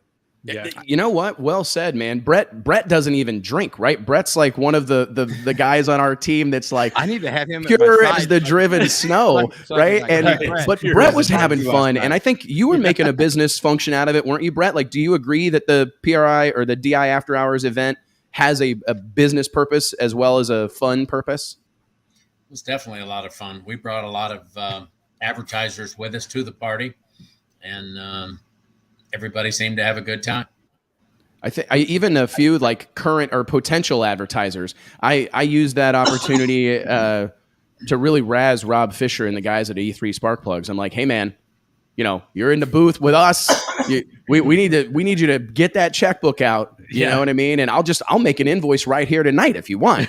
I can write one up on a cocktail napkin. You know what I mean? And that's the coolest part about that thing. And we did try to like make it so that it wasn't deafening loud until later in the night. Admittedly, it got pretty loud pretty fast, but it was still like bearable. Fine. You know, and JT's like, oh, come on. Geez. Yeah, that's fine. Well, we woke up the next morning, and the first text was from Brett to everyone, said, great party last night, everyone. So I was like, we've done it. Brett enjoyed it. Mission accomplished. So it was a lot of fun, deal, man. Even if you don't drink or you don't party, it's still. And I gotta say, huge shout out. Seriously, thank you for those that bought tickets. For those of you that bought VIP tables, we were sold out of tables and we were sold out of tickets. And to be honest, I saw this video pop up the other day on Facebook, and it was Drake, right, the rapper. It depends on, how you feel. He's like an R&B guy, but also a rapper. He can do both. But anyways, he's standing on stage accepting a Grammy, right? And Drake accepting some big award. Be quiet, T. No, I'm just joking.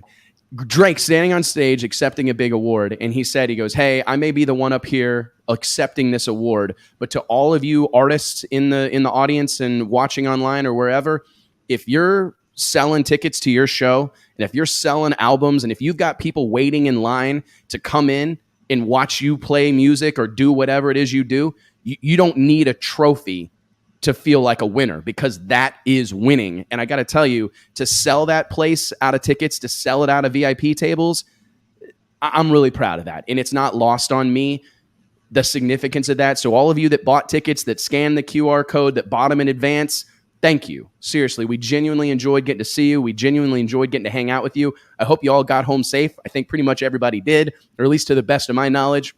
I didn't hear any too terrible horror stories on Saturday morning, and it was a great event, but it wouldn't have been as great as it was without all those people that bought tickets and bought tables. So thank you guys. Seriously, everybody that was burning up JT's cell phone in the months and weeks leading up to the show, wanting to get a table, and everybody being willing to work with us, because this is kind of an ever-changing deal that we do. This is the second, technically the third venue that we've worked with, the third different ownership group that we've worked with since we started this party. So to have everybody be so willing to kind of fight the lines or whatever the case may be and grow with us, thank you. Seriously, it was a hell of a night. And it was kind of the close of our day, more than kind of. It was absolutely the close of our Thursday night. Friday was probably the craziest day as far as busy for the Drag Illustrated team. We kicked the day off at 11 o'clock in the morning with the first ever Drag Illustrated Pro Mod Summit. Admittedly, I was flying into this deal kind of blind. I knew that it would be valuable to take advantage of the opportunity that exists with the PRI show, everybody in one building, and get people together to share ideas, to group problem solve, to learn from one another. And we'll go around the room here. I think everybody here participated in some way, shape, or form in the Drag Illustrated Pro Mod Summit. I sure as hell think this will be a year after year occurrence. We had Tyler Crossno there from the PDRA. We had Lonnie Grimm there from NHRA. Raleigh Miller there from NMCA. Midwest Drag Racing Series was represented. Northeast Outlaw Pro Mod Association was represented. Sam Corcus and Jim Hughes from Discovery Channel's Street Outlaws and No Prep Kings were there. Really, really exciting event. Mike, you were up there with me. What was your shout out to John Waldy for helping us organize that deal? He was also there. I think everybody's favorite Pro Mod loving grandfather. Mike, what was your takeaway from the Pro Mod Summit? Hugely successful. I loved how each sanctioning body was represented. I think it was hugely positive. We got some good interaction between the crowd. We kind of opened it up to a Q&A, had some good interaction, and just had Glenn Cromwell, like you said, was there. Oh, yeah, Glenn Cromwell, John Siragusa. I'm not sure if you mentioned that, John Siragusa. The room was really packed out, and I just feel like it was a good step toward unifying all the Pro Mod factions and the rule sets and working together to grow the sport. And we even had Sam Corcus from Street Outlaws there, and he even took the podium and said some words, and that was his thought as well. He said, I came to this deal because I felt like it was going to be an opportunity to see all these different Pro Mod groups together and see them working together, which is his vision for the way the sport needs to grow. And if anyone knows about growing the sport or about growing a franchise or whatever you want to call it, it's this guy. So I think everyone was also very impressed with what he said and the fact that he was there. So we look to build on that next year. Maybe we've got a little bit of a blueprint now. But I think at least for this meeting has been kind of a closed door thing that's gone on for a handful of years. But I think since we're in front of it now, it's a little bit more of a public facing town hall type of thing. So I'm looking forward to building on it for next year. That actually, I like Pro Mod Summit, but Town Hall is exactly really what it kind of became, in my opinion. Nate, were you there for it? Did you catch any? Yeah. Yeah, I was kind of standing in the back of the room, just kind of taking it all in.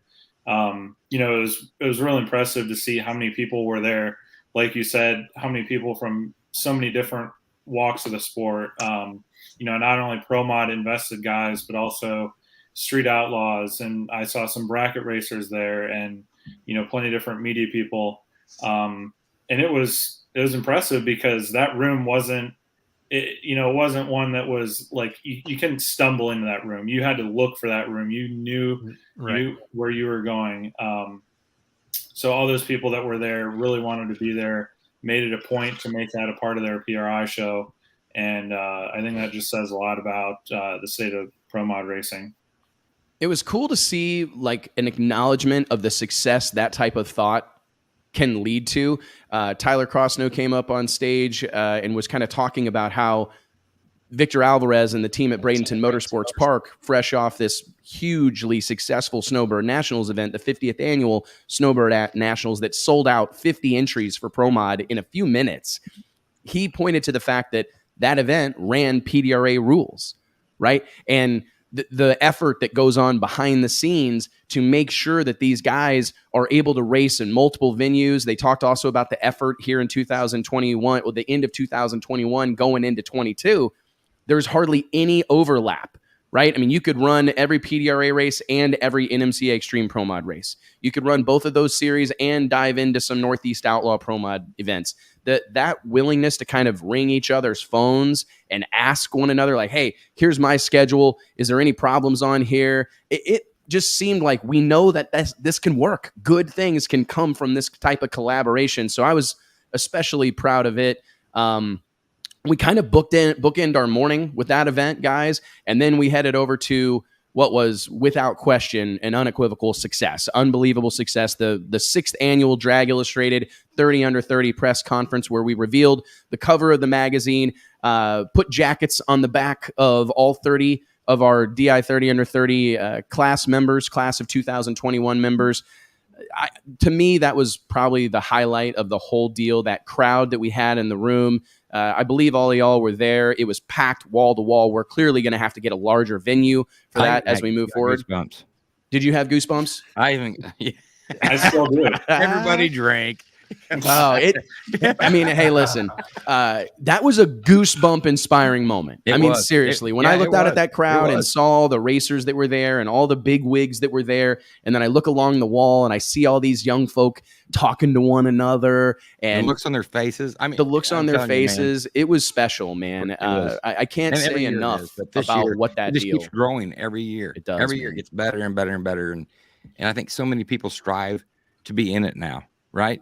We had people that traveled 7,000, have you said, or something like that? Just shy of 7,000. And like Chad Teal, who's the father of a junior dragster racer, they came, him and his wife and his son, who's 8 or 9 years old. They literally came to PRI from Tulsa area in Oklahoma. They came all the way to PRI because their son aspires to be on the Drag Illustrated 30 Under 30. Yeah, we saw him in the crowd. They wanted to be there, right? And I thought to myself, what a deal. I don't even know. One of those things that you get thanked a ton for, right? By people that get in, nominated, whatever. You get like a whole weekend of being thanked, and even after that weekend, but you also get chewed out about 500 times that weekend as well. It's a double-edged sword, man. They're going to have a long career. How old are they? We can't put everybody in on 1 year. Mm-hmm. And then someone has to get excluded. I mean, that's gonna happen every year. I'm like, yeah, I don't know. We're just like, see Nate with any complaints about the 30 Under 30. Nate shoulders that responsibility. I prefer to take those complaints right around dinner time. When we're all going out to dinner, I'm getting texts. Why wasn't my guy in the 30 Under 30? That's when I really, want to settle into those debates. Right before the party. Like 6:30 p.m. Wednesday night before PRI. After the issue is already in print, that's when you can really do something. Midnight, JW Marriott Lounge. Yeah, that's the perfect time to come to someone and go, what the hell, man? I tell you what, this may be a great opportunity. I got a little bit of housekeeping to do real quick. I won't do all my script reads. I'll save it a little bit, but I wanted some of the other people that I need to recognize momentarily here on our final show. Don't run off, Dion. You don't got to go anywhere. Or you're more than welcome to go. I do. He's got to bounce. Dion, thank you for being here, brother. Joining us. Thanks for joining us, buddy. Merry Christmas. We'll see you in a few. Guys, I want to say that there are a lot of companies that support us on the pages of Drag Illustrated magazine, all around the sport, whether we're doing events, summits, throwing parties, whatever. We have a ton of incredible partners in this industry. But the supporters of this show, Stroud Safety, Redline Oils, Elite HP, we can't do it without these folks. Their support of this event or this show every Wednesday makes all the difference in the world. So remember, when you're watching this show, when you're participating in these conversations that bounce all over the place, when you go to buy something, when you go to spend some money in the industry, make sure you're doing it with our partners at Drag Illustrated, Stroud Safety, Made in America safety gear, all the used parts, new and used parts you could possibly want, turnkey race cars, a steering wheel, whatever you might need, elitehp.com. And of course, if you're looking for lubricants, if you're going to buy oil or you're going to buy automatic transmission fluid, anything that you need for your race car, check out our buddies at Redline Oil. They support us and they make this show possible every week. So I think that one of the things I want to... That's a good segue into what we did next right? after the 30 under 30. We hung out with both those folks. Exactly. I was going to say that. It was cool to get to spend some time with those guys, right, Mike? Yeah, it was. Redline went to Redline, hung out with Mark Beatty. He went live for a few minutes, hung out in the Redline Oil booth, maybe even answered some questions about some products. Didn't we do that as well? I talked to somebody about some transmission fluid. Hopefully we didn't steer them wrong. I have no idea. The right product. Yeah. They asked me, this guy walks up at the Redline Oil booth and he goes, "Hey, what's the difference between the white one and the yellow one?" And I'm like, I'm going to have to come up with some. I'm going to have to freshen. I'm going to have to get freshened up on the product lineup here because I'm not going to be able to. You go, yeah. But just curious, what is your question? Like just see if you could answer it. And I'm like, oh my God. So I'm trying to get Mark, and I'm like, okay. Now you're going to. Wes is about to try to sell oil. Wrong. Yeah. Wes is about to try to sell some oil, and he has no idea what he's talking about. I was just trying to prove my value right there. I'm like, you know what? I can sell some oil for these guys. Put me in front of them. Whatever they want to buy, I'll sell it to them. So you know what I do is like, well, what are you looking for? Because that's normally the answer. And the age-old sales trick is sell them whatever they're looking for. Like, oh, you're looking for like a great automatic transmission fluid that's, not something that's super over the top, like a middle of the road product. Well, right here is that exact product. You just got to give them whatever they're asking for, right? Yeah, that was interesting. Then me and JT, we got Mark Beatty and the other folks there at Redline that are more qualified. Thank God they were there. Took care of that guy. And then we went over to Stroud and saw and kind of swapped some war stories because most of the Stroud group joined us for the 30 under 30. I think they are right. They joined us for the 30 under 30, but they joined us for DI after hours as well. They were fun. Joined us in the DI VIP booth, and we had a blast. Oh I think they had fun. Mama Sue's watching right now. Tommy Cunningham, the owner of Stroud Safety, she was there with us. She was a riot. She's a lot of fun. I don't know if I could have kept up with her. I tried. Oh, I don't know if anybody in that building can keep up with you. No, I think she outdid me. Really? Well, she was definitely having fun. Everybody was having fun. And I thought it was cool. It was just like good, clean fun, no drama, everybody having a good time. It was, we need more events like that, to be totally honest. Yeah. I'd throw a party quarterly if we could. Yeah, I really would. It was great to meet them. You guys have gotten to hang with them a little bit there. You went up to OKC and hung out and met them, saw their facility, met with their marketing team, who I believe their marketing team was actually there with them as well this weekend. And came to the party. Doing card tricks. Yeah, doing card tricks. Yeah, gave me a pack of cards. I came home with an entire deck of cards. Dude, he's good. Yeah. He's really good. So I'm ready. Yeah, now. He's good. My kids love that. But I want to learn a little magic. Your kids weren't there at the bar? No. Oh. I brought the deck of cards. Oh. Said, this is your gift. From PRI, this is all you got. What'd you bring me? What'd you bring me from PRI? I'm like, here's this thing. Yeah. I got this awesome. This is a magic deck of cards. Yeah, your kids got more than mine. Mine got some like baby powder and receipts. They got some bar receipts. Some really bad bar I went to. I'm not surprised, man. I'm not surprised. No, great family. The Cunninghams are a great family. Like you said, everything made in America. And it's a true family operation. The entire family was there, so it's really cool to meet them. And see how invested and devoted they are to this brand, to this company that they bought. So I'm excited for those guys. What do you guys? I think that pretty much Saturday we had one endeavor on Saturday. We went to PRI invited Mike and I to go up on the content creator stage and take some questions from a different Johnny D, not Johnny DeBartolomeo, which is who I thought was going to be interviewing us. It was actually Johnny D, who's got a podcast. He was a great interviewer, man. He did a fantastic job kind of serving as the host of that deal all week long, which is, as we know, that's a big responsibility. He did a fantastic job.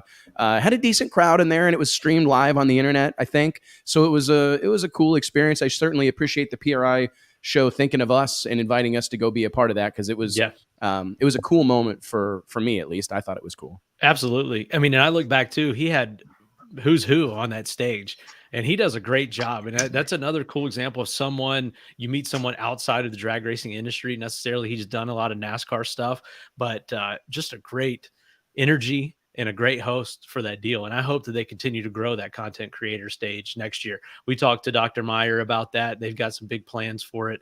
I think we'll continue to see those initiatives grow as we get back to having these in-person trade shows, and as Dr. Meyer and his team get their hands around this stuff. Well, and I want to go around the room one last time, Brett, before we cut you loose. I know you've been on here a whole bunch, so it's I appreciate you spending some time with us this afternoon.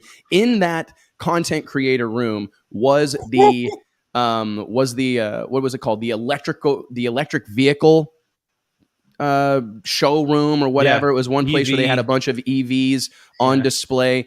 Brett, I'm just curious. We asked this question a lot. We went around and we were talking to different manufacturers. The impact that electric vehicles are going to have on the sport of drag racing. Do you think we got anything to worry about, all of us that like internal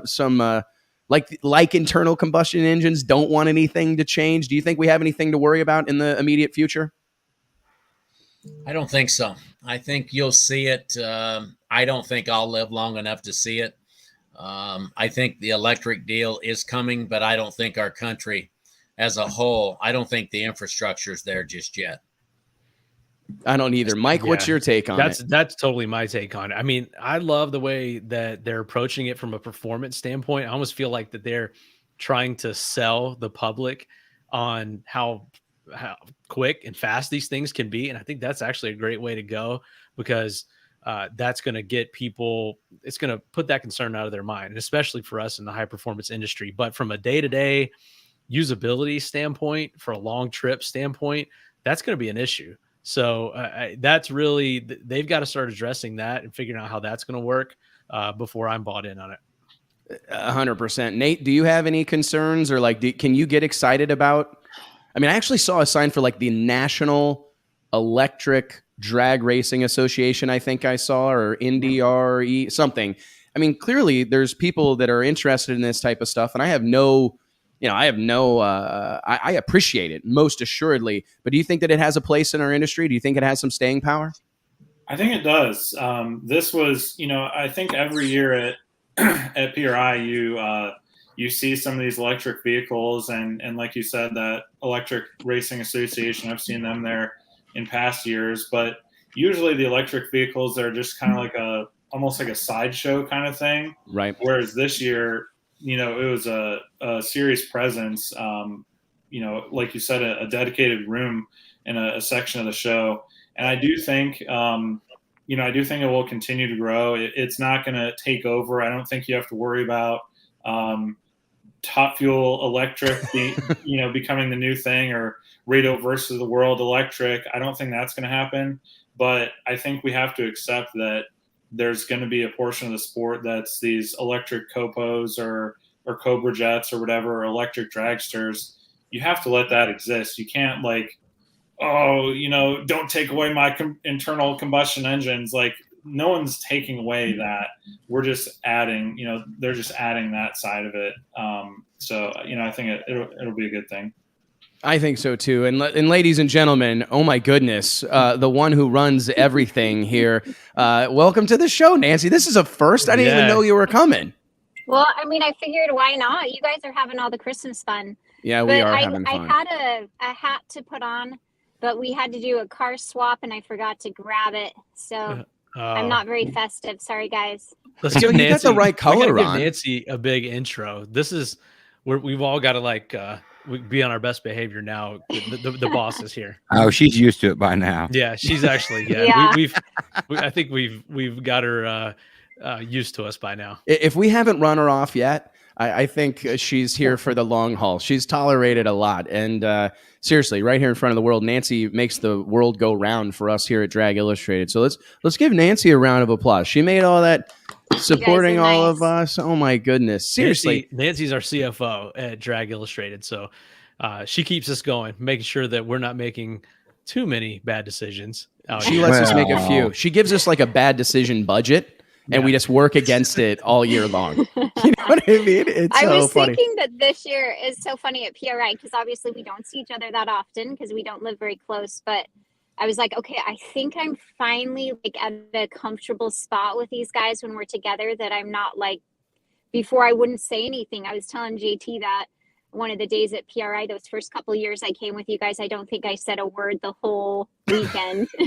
I did that the first couple of years as well. She was just you were taking it all in, analyzing. I was taking it all in. It's a lot to take in.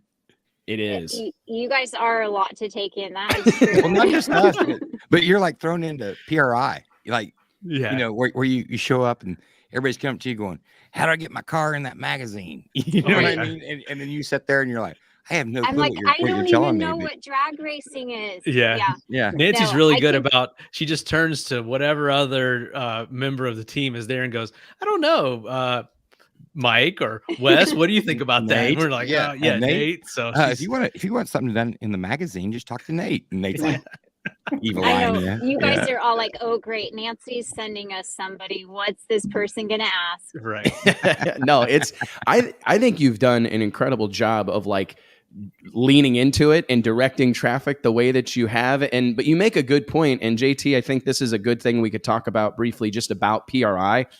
I love bringing people that are new to our team or new to our industry. One of the most important or most significant things you can do for someone that's new to the industry, take them to PRI. Because you get a whole new appreciation. Like, listen, I love drag racing and I've been around it my whole life, but I recognize most of the population of the planet don't know anything about it. And if they do know, they kind of identify it as a bunch of hillbillies with hot rods. But the PRI show directly, I'm fine with that too. But I think the PRI show sends a much different message. I mean, what do you think about PRI? Like when you roll up in there, maybe for the first time, Nancy, were you surprised by the size and scale and sophistication of the racing industry? Oh, for sure. I was not expecting all of the, it was funny because I thought when I pulled up, it was going to be everybody in their black t-shirts and, like what I see at the race, right?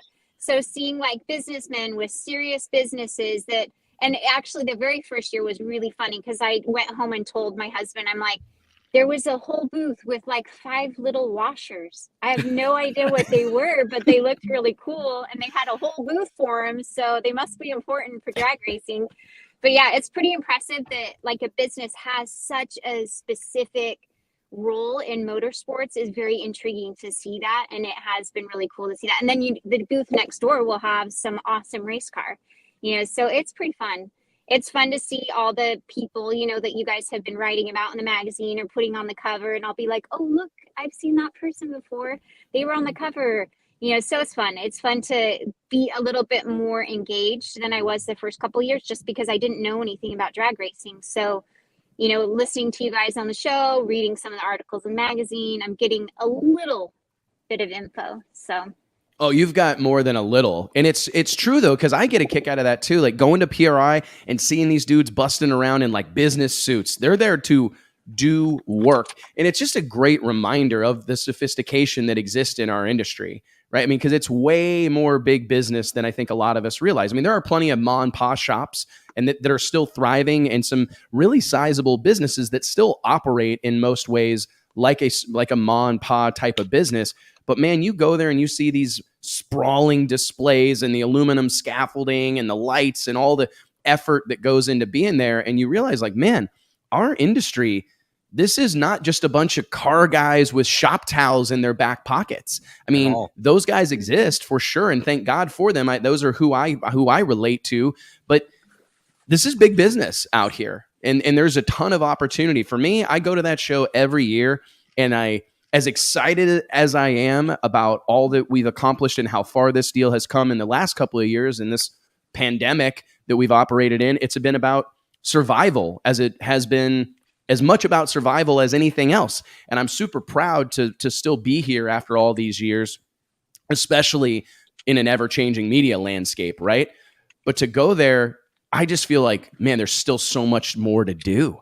You know what I mean? I see fertile soil. I walk around there and I'm just like, man, there are so many opportunities. There are so many things to do. Like, we've done a lot, and I'm proud of it, but by goodness, there's a lot more to do. There really is. It's invigorating. It's exhausting physically when you're there, but it's also mentally invigorating. And at least for me, it kind of gives me a good start for the next year and what we can do and the things we can achieve and how big this industry actually is. And that there's so many other companies out there in the same position that we are, or maybe they were in the same position and have grown their business, and how you can, get to that point. So I always leave inspired. It does pump you up. Yeah. Every time I go to a race, I get that.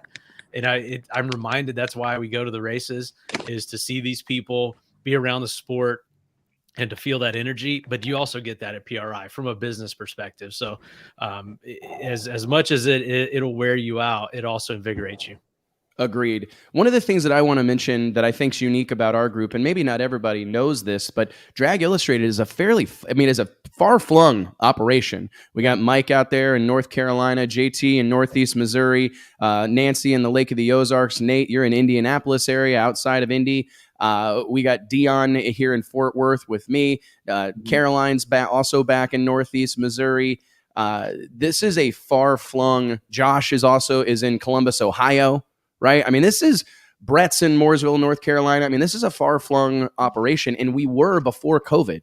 Right? This is something that we've always kind of prided ourselves on, is that we were prepared for remote working. We were prepared for having people all over the country. Nothing changed for us. Nothing changed for us really at all, which I was kind of proud of, because like we were ahead of that curve and we were prepared for that type of environment. But man, my favorite part about it is getting all of us together. Right? Getting all of us together. And that's when I think the magic happens. We accomplish more as a group in those 3 days, conversation wise, than we do most of the time in 3 months. Like, I'm proud of what we're able to do, spread out the way that we operate day in and day out. But man, you can sure tell when you get all of us in a room together or around a table together, things start happening in a big hurry. It's hard to do that too. I mean, that's like our only opportunity to do it. And before the pandemic, we were able to travel and do that more. And I think our races have allowed us to do that, either in Denver or Orlando. It's one of the few times when we get to all see each other. Wes makes us go around the table and do highs and lows. Yeah, we're probably going to do a high and low here. Every time we get around the table. I actually have a high. Well, it's not really a high and low, but I did have a question. Can you guys hear me okay? Yeah, we can hear you. Okay, my AirPods are being crazy. So what was that? I wanted to know hello? if you guys met Nancy, hello? Not joking. JT. I wanted to know if you guys met anyone new at PRI. Oh, what a great question. And I'll start. I really had so much fun with, is it Vic? Vic Wood. From Race Winning Brands. Yeah, he was so he's probably fun. watching. He ended up having, I think he ate with us 2 times, and he was such a nice guy. He was fun to talk to. JT and I could relate to him. He's from Missouri. So that was my fun meet of the trip. How about you guys? Anybody new? Nate, did you meet anybody for the first time? Yeah, I mean, every PRI you meet so many new people that like you said, we work remotely, talk to a lot of people online. So it's so cool to meet, put faces and names and that kind of thing. For me, the biggest thing is meeting so many of the 30 under 30 people. For the last few months, we've been communicating with them over text messages, phone call interviews, things like that, social media. And to get to meet them face to face, that's always one of my highlights. And a lot of times, long-term friendships start there.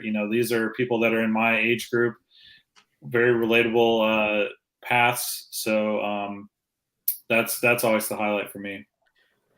Mike? For me, it was two people that I've done email communication with, but had not met in person. And that's Sam Corcus from Street Outlaws and Mike Levy from Flow Racing. They both were there in the Pro Mod Summit.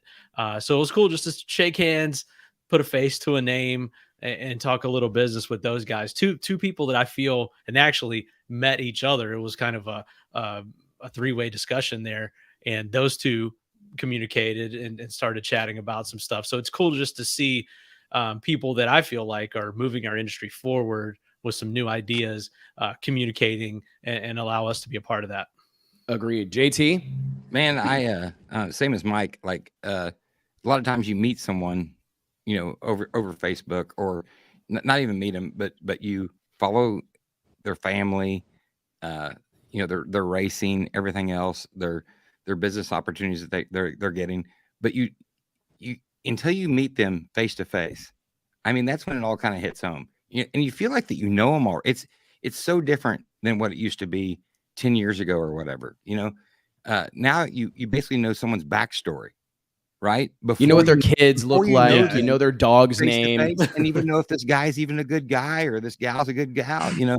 And then you meet them, and then you figure out they're shady or not, right? No, I'm joking. I love everybody, but I tell you, it is different, you know, because I've always been accustomed to like going to a party or going somewhere and meeting someone face to face. And then with Facebook anymore and Instagram and everything else, you know someone's backstory. So it's almost like you shake hands and then you start talking, but you already know everything about each other. You know, oh yeah, I already saw that, you know, on your page or whatever. You know, so it is a little bit harder to make conversations. So then you just end up telling stories basically, but there's no shame in telling stories. There's no shame in that. But I really enjoyed just all of PRI, the banquet, you know, Nate getting his, it's on the list of things to talk about. I about cried, dude, for Nate. I tell you, I love Nate. Nate's one of the best guys I've ever met in my life.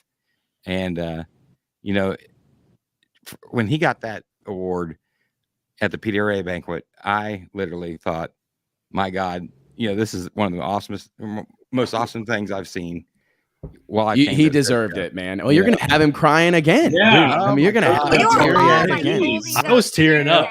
JT's bringing the emotion today. Well, his, you know, I mean, and I flip him a lot of shit. You know, but you still haven't told us who you were the most excited. I mean, I appreciate everything that you just said, but you didn't tell us who you were most excited about meeting or the new person you met. But you meet so many people. Yeah, I get you know, and that's the problem. But I will say, I had to dig through my phone to get some names. Out of every trade show or even just trip I go to Vegas or Mexico or wherever, you know, I always end up with a few new best buddies. Yeah, JT is good at this. Very good at this. We'll end up like texting every week. You know, like I gotta say, man, there's so many, Nancy. That's a great question. It was cool. I gotta admit, like meeting Sam, and I want to say this about Sam Corcus. I was very surprised on the thumb that he had on drag racing. You know, like he was at all the meetings and was paying attention. And that's pretty cool to drag racers. I mean, he don't need to pay attention to us, to be honest. You know, no, like, he certainly does not. Well, he even said that when he first started the show over there. Well, when he first started the show, he was like, "What's drag racing?" He said that. He said, "We didn't know, but we just dove into it, and now they've embraced it, and they've had success with it." And he's really paying attention. I'm excited to see what they do next. I feel like he was there figuring out what the next move is for Pilgrim Studios and Discovery. Here's another thing. I love seeing a bunch of the companies that we kind of came up with, or not even came up with, but companies that we've known for a long time and companies that have made it, you know, I don't know, like Eat, Sleep, Race, you know, guys like that, you know, we're talking to them. You know, we talked to these guys years ago at SEMA, at one time, hit them up over Jordans. And then, you know, now we're all talking and everybody's, and I wouldn't say made it, but everybody has elevated their game a whole shit ton. Sleep Race, didn't they get some kind of award? They did. Yeah, they got they were What my was the- judge's pick. Basically, the PRI show asked me to vote on the new product showcase, which was cool. I'd never done that before. Apparently, they ask people from throughout the industry, people that are identified as influencers. So that was cool to hear. And they had this whole thing over there in Lucas Oil Stadium where they had like a featured product showcase and everything's inside of glass cabinets, and it was well done. And they basically give you a sheet and you go through and, you know, best suspension part, best driveline part, best electronic thing, best racing accessory, best piece of shop equipment. And then there was a line for judge's choice. And I'd filled out the whole thing, and I really tried to take it seriously. Alicia and I walked over there, and I'm like, you know what? If I'm going to do this, I want to like pay attention and try to have my vote count, right? I just wanted it to matter. And as I was walking around, and it's a pretty overwhelming process, like not like complex, but there's a lot of stuff to look at. And so I'm looking at all this stuff for the judges pick thing, and I see Eat Sleep Race, which if you're not familiar, they're a merchandise and apparel brand based out of New Jersey. Some really, really great guys, longtime supporters of Drag Illustrated. Pretty much everything we've ever done, they've supported us however they could. Brian, Hugo, everybody involved with that brand. I see a children's book on the shelf, and it stuck out like a sore thumb, guys, right? Because there's like an oil here and a brake caliper here and an axle and some ECU or fuel injection unit, whatever. And there's a children's book. And it's, I can't even think of the title a little bit off the top of my head, but it's like Eat, Sleep, Race, Learn to Count with car parts. And it's basically, oh, do you have it in front of you? That's one of them for future race car drivers. Is that the counting book? Is that counting? ABCs for future race car drivers. I think this is a new one, but it was how to count. But still, they've that's been what doing they this are stuff for a while, long time. And I just thought to myself, it was how to count learning car parts. And it was like 1 spark plug, 2 turbos, 3, I don't know, differentials. That wasn't right, but you know what I'm saying? 3 headlights, whatever, 4 superchargers. And I'm looking through this thing and I go, man, we can't turn people into car guys and gals if we don't start shortly after they come out of the womb, right? I mean, that's an important thing. And it made it made an impact to me. And so I just put in Eat, Sleep, Race as my judge's pick. And cool thing, I did not know this was going to happen. They like presented them with an award. JT, right. You called me and you're like, hey man, they gave these guys an award or a plaque or something. And we got to go over and got a photo. I think I have a photo of it here in our screen share deck. Let me find it real quick and I'll share it with While you're going back to that. Sorry, I had to dip out. My wife made me another cocktail in a festive 1, 2, 3, mug. Count with parts. Yeah, there it is, right there. Make the comment. There's us giving the award. Really That's cool moment. Cool, yeah, that was a really cool deal. This JT, is a great group of guys too. On. You know. I'll turn that back on. But and then I was gonna show you guys a couple other photos, but we'll do that later. But anyways, really cool thing. I missed. Sorry, I dip out for a second there, but I missed talking about Nate getting the award at PDRA. We didn't get to talk. I skipped over it so we could come back to it when you came. Oh, we're coming back to it. Okay. Well, Nate, were you wondering? I was like, man, why are we not talking about Nate? Yeah, well, we hadn't gotten to the end of Friday night yet. I don't think. Sorry, yeah, we did. My bad. I thought we missed it. I thought I missed it. I didn't want to jump ahead because I had some stuff I wanted to add. All right. Well, let's have to miss out. Hey, on Nancy, thank you so much for joining us. Job. All right, well, go be a mom. You're one of the best at it. See you guys later. Thank you, Nancy. Bye, Nancy. Thanks for joining us. Admitting me. Can I tell my Nancy story? Oh, I wonder if I can tell my Nancy story. Feel free. What is your Nancy story? You know, the highs and lows when she text it to us on the side, and then we'll tell you if that's okay to talk about. We were doing highs and lows one day, and you guys can attest to this. I always hate doing the highs and lows, you know. And she was at the booth. We real quick for those that don't know. Every time I get my group of guys together, guys and gals, at dinner or lunch or whenever we're around a table, I make everybody go around the table and give me their highs and lows. And for the parents out there and the other business owners, it is a great way to hear how your people's day went, right? I do this with my kids, my wife and kids at the dinner table most nights, and I go around the table and I ask everybody for their highs and lows because I want to know. It's hard to get that out of everybody. Like, hey, what was the high part of your day? And you hope you hear it at some point, but JT fights me on it for a decade now. He wants to go last or he doesn't want to do it. But anyways, going last is the worst. Going last is tough. You want to go early. So JT, 2 years ago, 2019, we were at the the Italian restaurant inside of JW Marriott. I'm trying to set the stage for you, big dog. Yeah. We're in the Italian restaurant, JW Marriott. We're having an early dinner to get ready to go to the party. This is on Thursday afternoon, right?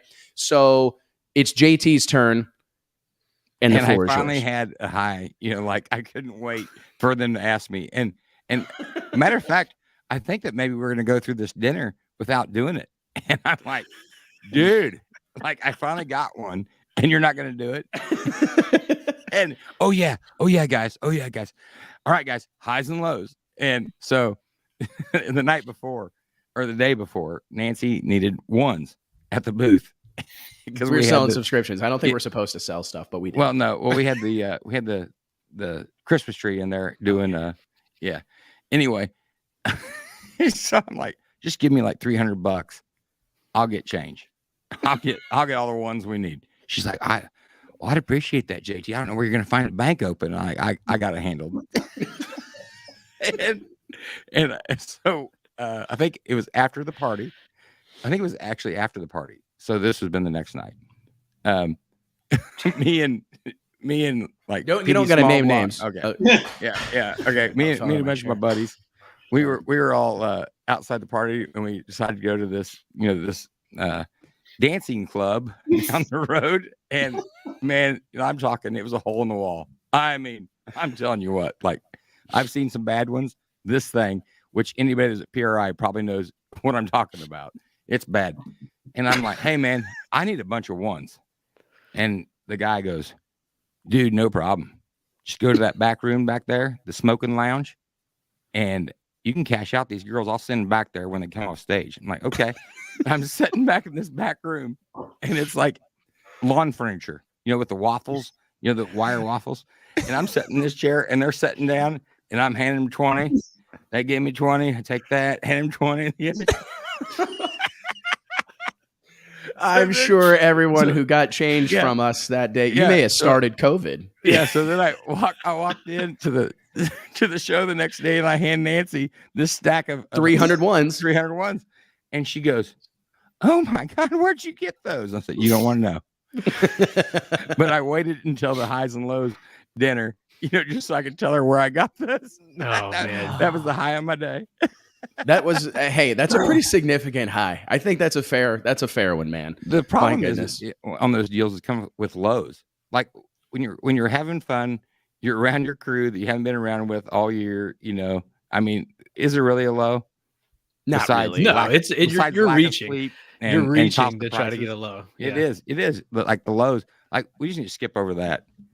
Yeah, like highs. What's everybody's high? Highs, because we are kind of like pretty bad. Like it's got glitter on it, Scott. We're adrenaline junkies. You know what I mean? Like we need something big to be happening all the time. Alicia, my wife, will get on me because if I don't have like some big crazy thing happening, like something that it's a big project, I'm like, I'm like going to crawl out of my own skin. What do I do with my hands? Yeah, what do I do with my hands? We need to have something to worry about. Nancy, I may be fired tomorrow. Yeah, she knows the story right now. I think she knows the story. She doesn't know. Let's talk about Nate. Oh, true. Let's talk about Nate and the PDRA banquet. Well, first off, the PDRA banquet, oh my God, is phenomenal. The best banquet ever. Best banquet in drag racing. Lisa, my wife, that was her. She was like, the food at that banquet was amazing, and she's for a banquet. A yeah, I mean, critic, I'm telling you, like that food is always good. It's really, really that good. Macaroni and cheese was legit. The chicken was really good. Dresses to the T's. Besides our group. Yeah, we showed up totally underdressed. Everyone else is dressed to the nines. We're out of clothes by that point. We weren't prepared for that. I mean, like they do a step and repeat red carpet deal. Gary Rowe, raceworks.com, taking photos, uploading them.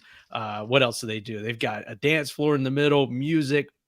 They've got the whole stage and presentation, like the uplighting. Yeah, how does that come to be? Like, can you just call the JW Marriott? I don't know. We need to ask Judy that because I'm sure she works on it. She's probably working on the 2022 banquet right now because it's got to be a ton of work. So shout out Judy Franklin. I know that is your Super Bowl pretty much, and you do a killer job at it. And we're glad to attend. And the other thing they had, Tyler Crossnow does a great job there too. Derek Beach was the master of ceremonies, and he does a great job. He does a great job too. Doesn't get the credit he deserves as a voice. Yeah, and because I know he's watching. Corey Mahalik from React 104 That debuted his might have new been his greatest thing at PRI. That video. That his video. If you guys haven't checked out React 104 on all social platforms, or this video that's on PDRA's social media pages, they debuted it on the projector screens, which I know was stressing Corey out as far as the calibration and dynamic range and sound quality of the AV equipment. But this guy, first off, he's got to stop doing this, because he's just ruining the bar for the rest of us that are trying to do anything close to this type of content creation. But this guy, it's like watching a trailer for the next Batman movie or something. Yeah, literally. I mean, it is like A++ blockbuster level. Wish we could play it right now. We probably should. We probably presents can't. it. It's 9 minutes long, but just go check it out. He presents it. He presents the sport in a way that I think that all of us share. Like when we're putting together the magazine and we're really digging deep to try to present the sport in a different light than what maybe it normally is, or just give it the emotion and everything that it deserves. This guy does a better job than anyone, in my opinion. How many Drone hours shots did they say that he had in that video? All of them. If I had to guess, right around all the hours is probably. So anyway, great guy and a top alcohol dragster racer to boot. So shout out Corey, awesome video, and it was cool that you got to debut that deal at the banquet. So now we can talk about Nate. Well, I wanted to continue on that video. That was I've been good buddies with Corey for a while, and got to kind of hang out with him and Cole Rakowski and Krista as they were filming all the footage for that at the PDRA World Finals, and to see it all kind of in process at the race, seeing the time they put into a shot that was on screen for 5 seconds or less. It was really cool to get to watch the final product with everyone who is in the video. And that's the other cool thing about what Corey does, is he's not just featuring the Melanie Salemis and the Tommy Franklins and the Jim Halseys. He's got Kyle Lang, the starter. He's got Tyler in there. He's got all the supporting people that make the PDRA what it is. So, it was really cool to watch that like a movie premiere, whereas, we're so used to watching it, at home when we see it pop up on social media. The thing that hype video, the thing that I think is important about that really resonates with me is that type of production is what drag racers deserve. I've been screaming this for as long as I can remember, and it's why we here at Drag Illustrated always try to go over the top with everything we do, because drag racers deserve it. They haven't gotten this treatment historically. I think a lot of times the sanctions and series that exist in our industry, not all of them, but at times have taken these people for granted, taken their passion and their enthusiasm and their willingness to tow and travel and do all the things that they do. I think it gets taken for granted, right? Like, hey, these guys are going to show up whether we pay $5,000 or $5. These guys are going to show up whether the forecast says 70 and sunny or cloudy and 100% chance of rain. Drag racers are going to show up. So when I see someone like Corey Mahalik and the guys at React 104, and I know he's basically a one-man band. I know Cole Rakowski, longtime friend of Drag Illustrated, a member of the Drag Illustrated 30 Under 30, was also there helping him capture content. But when I see people like that highlight and showcase my drag racing family in that fashion, I get excited, and it's what they deserve. To see Johnny Placino's name flash up on the screen the way that it did dramatically in the PLUCHINO. I'm going, that's what these guys deserve. It's epic. That's what these guys, that's the treatment they deserve. However, they deserve to see their name in lights. On the flip side, I think it's cool to shout out Corey, and we're giving him attention now, and then to debut it on that stage, because the effort put into, just the same effort that these racers are putting into being at the track and what it takes to get there, what it takes for the equipment that he's got, and the effort, like you said, Nate, the hours that go into making a 2-second clip look as badass as he makes it, the typography, the graphics, every bit of this thing is as tight as you can get it. that deserves credit as well. So I think a lot of times we know this, we're sensitive to this on the media side. It's just like a given that this stuff just appears out of thin air, and it certainly does not. So we got to give our shout outs both ways. 1,000%, man, because this, and I say that to all of you guys watching. We've been preaching this for 15 or 16 years now, but you guys deserve it. You guys, the drag racing community is full of some of the most incredible human beings that I've ever met. Every time I bring someone into this industry, every time I bring someone into this sport, they're blown away. They're not just blown away by the on-track action and what they see between those two guard walls. They're blown away by what they see in the show halls at PRI. They're blown away by what they see in the pits, the camaraderie, the unity. One of my favorite things at any drag strip is to go there right before opening ceremonies, right? Nate, Mike, JT, you've all been there. And it doesn't matter what color your skin is, what your background is, where you fit into the world financially or, socioeconomically. Everybody stands for the flag, right? I mean, but everybody stands for the national anthem, right? If a racer's in need, it doesn't matter if you're who he has to run in the next round. That guy or gal will give you the shirt off their back. And our sport is special, man. This is a unique group of people. So when I see people get the treatment they deserve, and that extends to the PDRA, those champions and those competitors, they deserve a night like that. I think, honestly, one of my biggest disappointments or one of my lows from the deal as a whole was that there aren't more people supporting and showing appreciation to the PDRAs of the world or the NMCAs. There's a lot of groups that put on their banquet or do their end of the year gala or whatever at PRI. And by God, people need to go support those deals. People need to go be a part of that. I don't care if you finished in 9th in the points, 1st in the points, or somewhere in between. When a sanction or a series like the PDRA is doing that, putting that kind of effort into it for you, come and support it. Come and show your appreciation, because if they cancel your session or whatever and you're outside the field, you'll sure as hell ring their phone or burn it up, to let them know you're pissed off. So when they do something incredible, when they do something like that, that's not a money-making endeavor. It's not like they're cleaning up on it. Absolutely not. They probably hemorrhage money putting on that PDRA banquet. Go there and support them. Yeah. Go there and show some appreciation, because they're certainly trying to do that for you. It's amazing how many people showed up, that was there.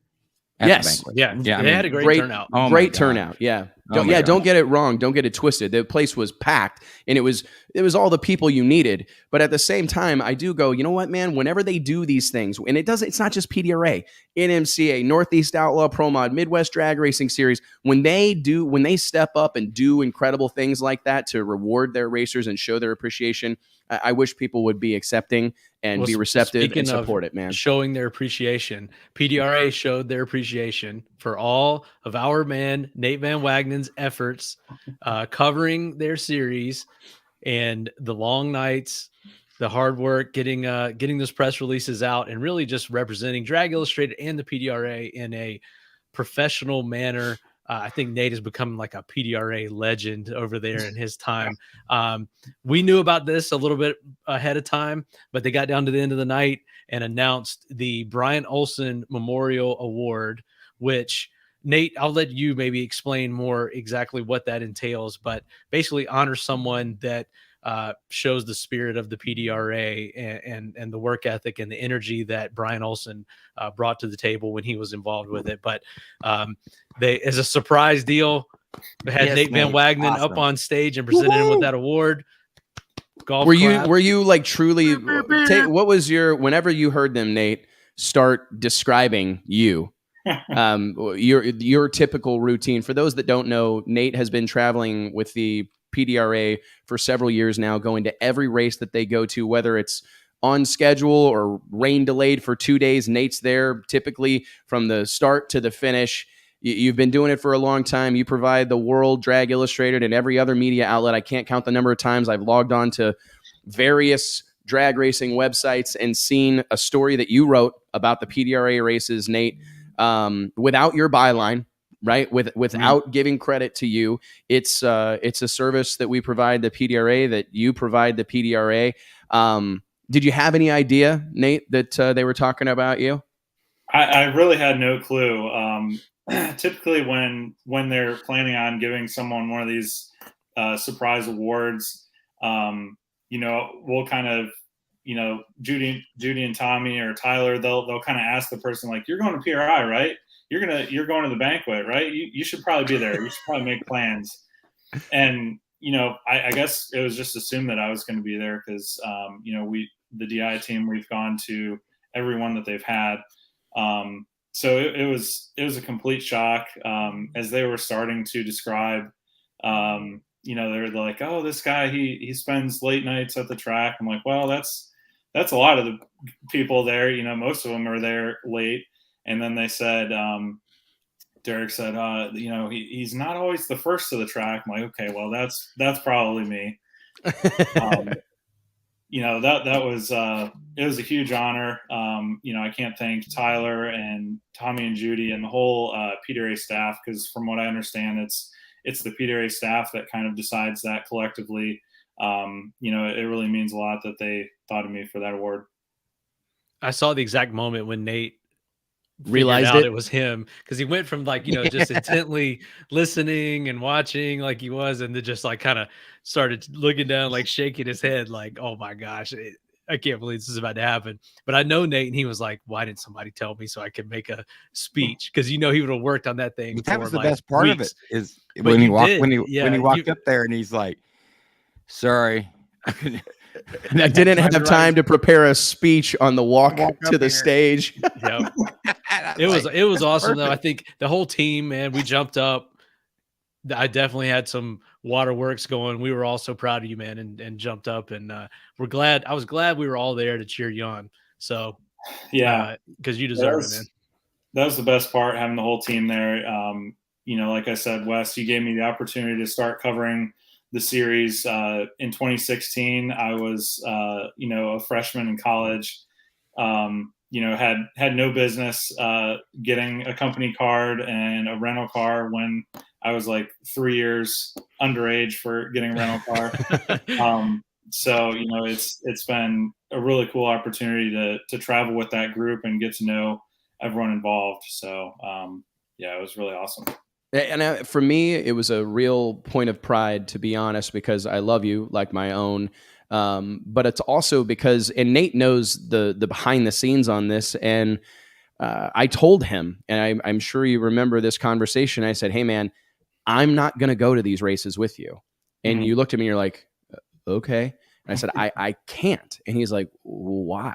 And I said, because this is your time. Like, this is how we're going to turn you into a recognizable name. This is how we're going to turn you into a face, a real representative of our brand.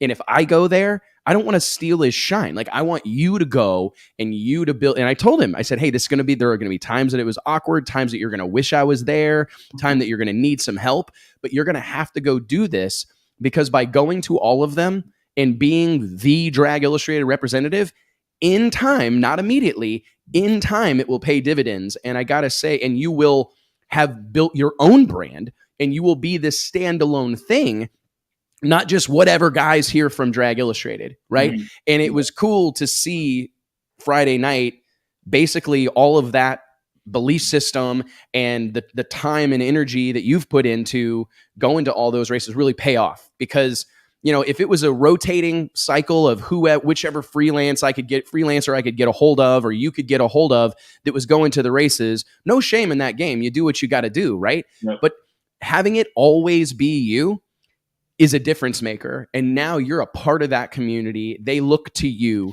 They know you. You ring their phones, they're going to answer, right? You stroll into their pit, they're going to welcome you in. And it took investing that time and energy. And if it was me going to one race and Mike going to one race and JT going to one race and Nate going to a couple of races and Chris Sears going to this race and, you know, whomever, we wouldn't have that effect. There wouldn't be someone being honored from our team. So I'm really proud of that. That's something that we've been committed to for a really, really long time, is building brands within the Drag Illustrated brand, right? Like I want, and we had to drag Mike onto camera, kicking and screaming, clawing. He punched me in the ribs. It's probably why I've got this herniated disc, right. You know, but I've been saying this for a long time, right? We have to get you guys out into this industry and make sure that people know who you are, right? Because it will pay off at some point. It's not something that happens overnight. And he's a good dude. Yeah, Nate is a legitimate like everybody on our team, you know, that was one of my highs in our dinner or our lunch, I guess it was on Saturday, was that I was so proud of everybody in our team. And no matter who you talk to, if they met someone else from our team earlier, everybody is a good guy. And Nate, it might be one of the best. Yep. Let's go around the room. Who's the best guy? Well, Nate, We're just gonna Nate's fight shirt, for this. Nate's shirt. I'm the best guy. Like I always love. If you're Nate smart, wears you're gonna this, say Wes. plaid. I mean, I think black and dude, red I plaid. literally changed a tire in the parking garage this morning. Dude, I had actually. Did anybody else do that? Hat. What? JT, what'd you do to serve the world today? Did you do anything to serve your community? Well, I didn't think so. I almost had this stocking cap that was, it was black and red plaid, and I thought, man, Nate would love this, but I couldn't get the Christmas lights on it like this cowboy hat. Man, I like the lights. That's a nice you touch did. on that hat. know. Nobody really get him bit on on that. my who's the best guy argument. We don't want to get it. Hold on. We don't want to get into that. So I was, you know, but you know, Nate's mom every year makes him a shirt out of old Pizza Hut curtains, and it's this red and plaid shirt, you know, and actually. That's what got him his live-in right now, Allison. You know, that's what made him fall in love. His live-in right now. Fall in love with him. Man, he rips it off at the DI party last year like Hulk Hogan. It was great. Curtis Thomas said he's been helping really working women with their cash. yeah, You know, that's good for like 2 weeks. man, that was we're revealing secrets now. Also, Yeah. That's Tyler good, said JT that PDRA does not want to make a trade and have you take the place of JT or I'm sorry or of Nate. So they're not open to that. Tyler, They've come got on. Nate is locked Tyler in. loves me. Nate is He's locked in joking. forever. Sorry, Nate. You're going to PDRA races until Well, they're not they going to give stop me having them. coverage if I'm there. I guarantee you that. Like, That's a Everyone fact. have a great time. Nate writes stories and stuff. I do not. Like, I just walk around and talk to everybody. Hey, man, what's going on? Oh man. But people really like that, man. Well, hey, real quick, let's we're kind of closing in on the halfway point of hour 3 here on the Wes Buck Show. I want to thank all you guys for tuning in, for being a part of this deal. As you know, I hope you know, this is our final show of 2021. We're going to get the shoots out for the next couple of weeks. Let everybody regroup. We'll be back in middle of January. We do have some cool content that's going to be rolling out over the course of the next couple of weeks. We got some best of stuff that we're going to play, some fun interviews that we've done from the past. We will do, I believe, the Monday night show next Monday night for, I think, aren't we down to the end? Bring me back where everybody's on screen. Aren't we about down to the end of Street Outlaws season 4? No Prep Kings season 4? Yeah, we've probably only got 2 or 3 left. Okay. I got to look at the exact schedule. I know who could tell us. This guy. Who's that? Yeah, Kevin Stevenson. He'll know how many episodes we have left. I think they were in Tulsa Monday night, then they go to Texas, then they go to Bradenton, right? So I think there's 2 races left, if I'm right. So there should be at least 2 episodes left. On Monday night. Curtis Monday Thomas night. is telling us 2 more episodes. So remember, join us on the Drag Illustrated Ride Along Monday night. Sounds like we got at least 2 more episodes of the show. Thank you guys very much. Kevin Stevenson saying there's 3 episodes left, 3 races left. So I'm not sure which one is right, but we're close to the end of that experiment. But I do want to thank everybody for being a part of this deal all year long. I think we've done the last 25-ish Wednesdays in a row. And man, your guys' participation in this deal makes all the difference in the world. And I think we should do like a 30-minute, little bit of send it into the after hours portion of the show and just see if anybody's got questions or anything you want to throw out. There was a couple of questions We've been in way hours up there. mode, We've man. been in after hours the whole time. Don't get me wrong. But I would love to have some questions and comments. Anybody's got anything that they want to offer up or throw out there, we'd love to hear from you. If there's anything, questions that you have for any of us, we're happy to answer them or find out the answer and answer them at a later date, man. What? Yeah, there are actually 3 episodes of Street Outlaws left. Okay. This Yes. is the correct Your answer. West- Texas, Belrose, and Bradenton. Okay. I forgot your about wife came Belrose. up with a good cooler review. You know, like the pizza review.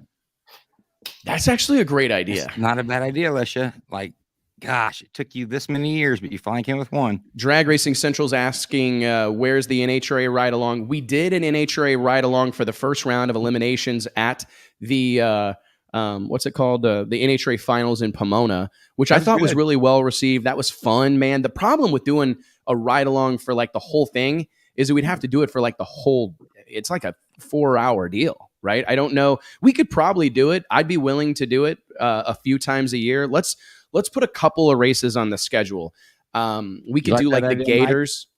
You know what I mean? No, like, I think it actually would work pretty well because I sit there and watch NHRA TV on Sunday. Listen to this guy all day. I'm pointing the wrong way. Yeah. Yeah, you got to get your reverse deal going. I actually sit there and watch NHRA TV. Usually every Sunday it's on. I don't really even watch the broadcast, so I'd be down with that.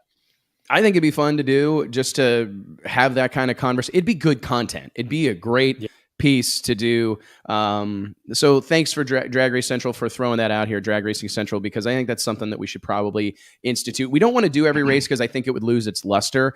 But if we picked like the big ones, the ones that are unique or have some sort of special part of it, like I think Gainesville being the season opening pro mod race would obviously be a great one to dive into. Perhaps we, what else?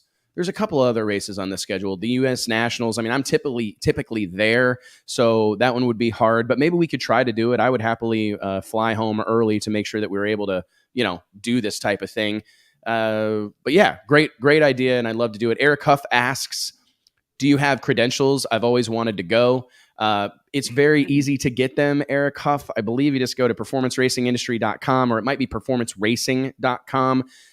Check out the PRI website, and it's not an impossibility. I mean, it's definitely not an impossibility. I'm sure, Eric, you could probably get a credential to the show. Yeah, also, what do you guys think about that's the another going no prep Kings Racing? And we went through this Monday night a little bit, but still, we'll go over it again. Yeah, we'll do it probably again. Different. Well, I want to say one more thing about the NHRA ride along. We need to do some live shows like we did from the Texas Stampede of Speed this year. I think that was awesome. If we can get there a day early, get some guests lined up. I like doing that deal. I think the more live shows we do, like we did at PRI, the better. So that's on our radar for next year as well. I want to do some, like, if you guys are familiar with the podcast, The Fighter and the Kid, with Brian Callen and Brennan Schaub, they've been doing that for a hot minute. They've been literally doing their podcast like this exact thing, but doing it in front of a live audience. And it's a cool deal. I mean, they literally sell tickets. They've turned it into like a business. And I would love to do something like that where we were setting up a stage at, the PDRA season opener in Galat, right? Something like that. Or at Virginia, one of the tracks that we've got great relationships and we know that they would work with us. We set up a stage, we get a couple of lights, a couple of speakers, and we record an episode. We film an episode of the show, but do it in front of a live audience. Great idea. And we'll be rolling out. We have some big news that we're going to be breaking in the coming days, some more cool shit that we're going to do at Drag Illustrated.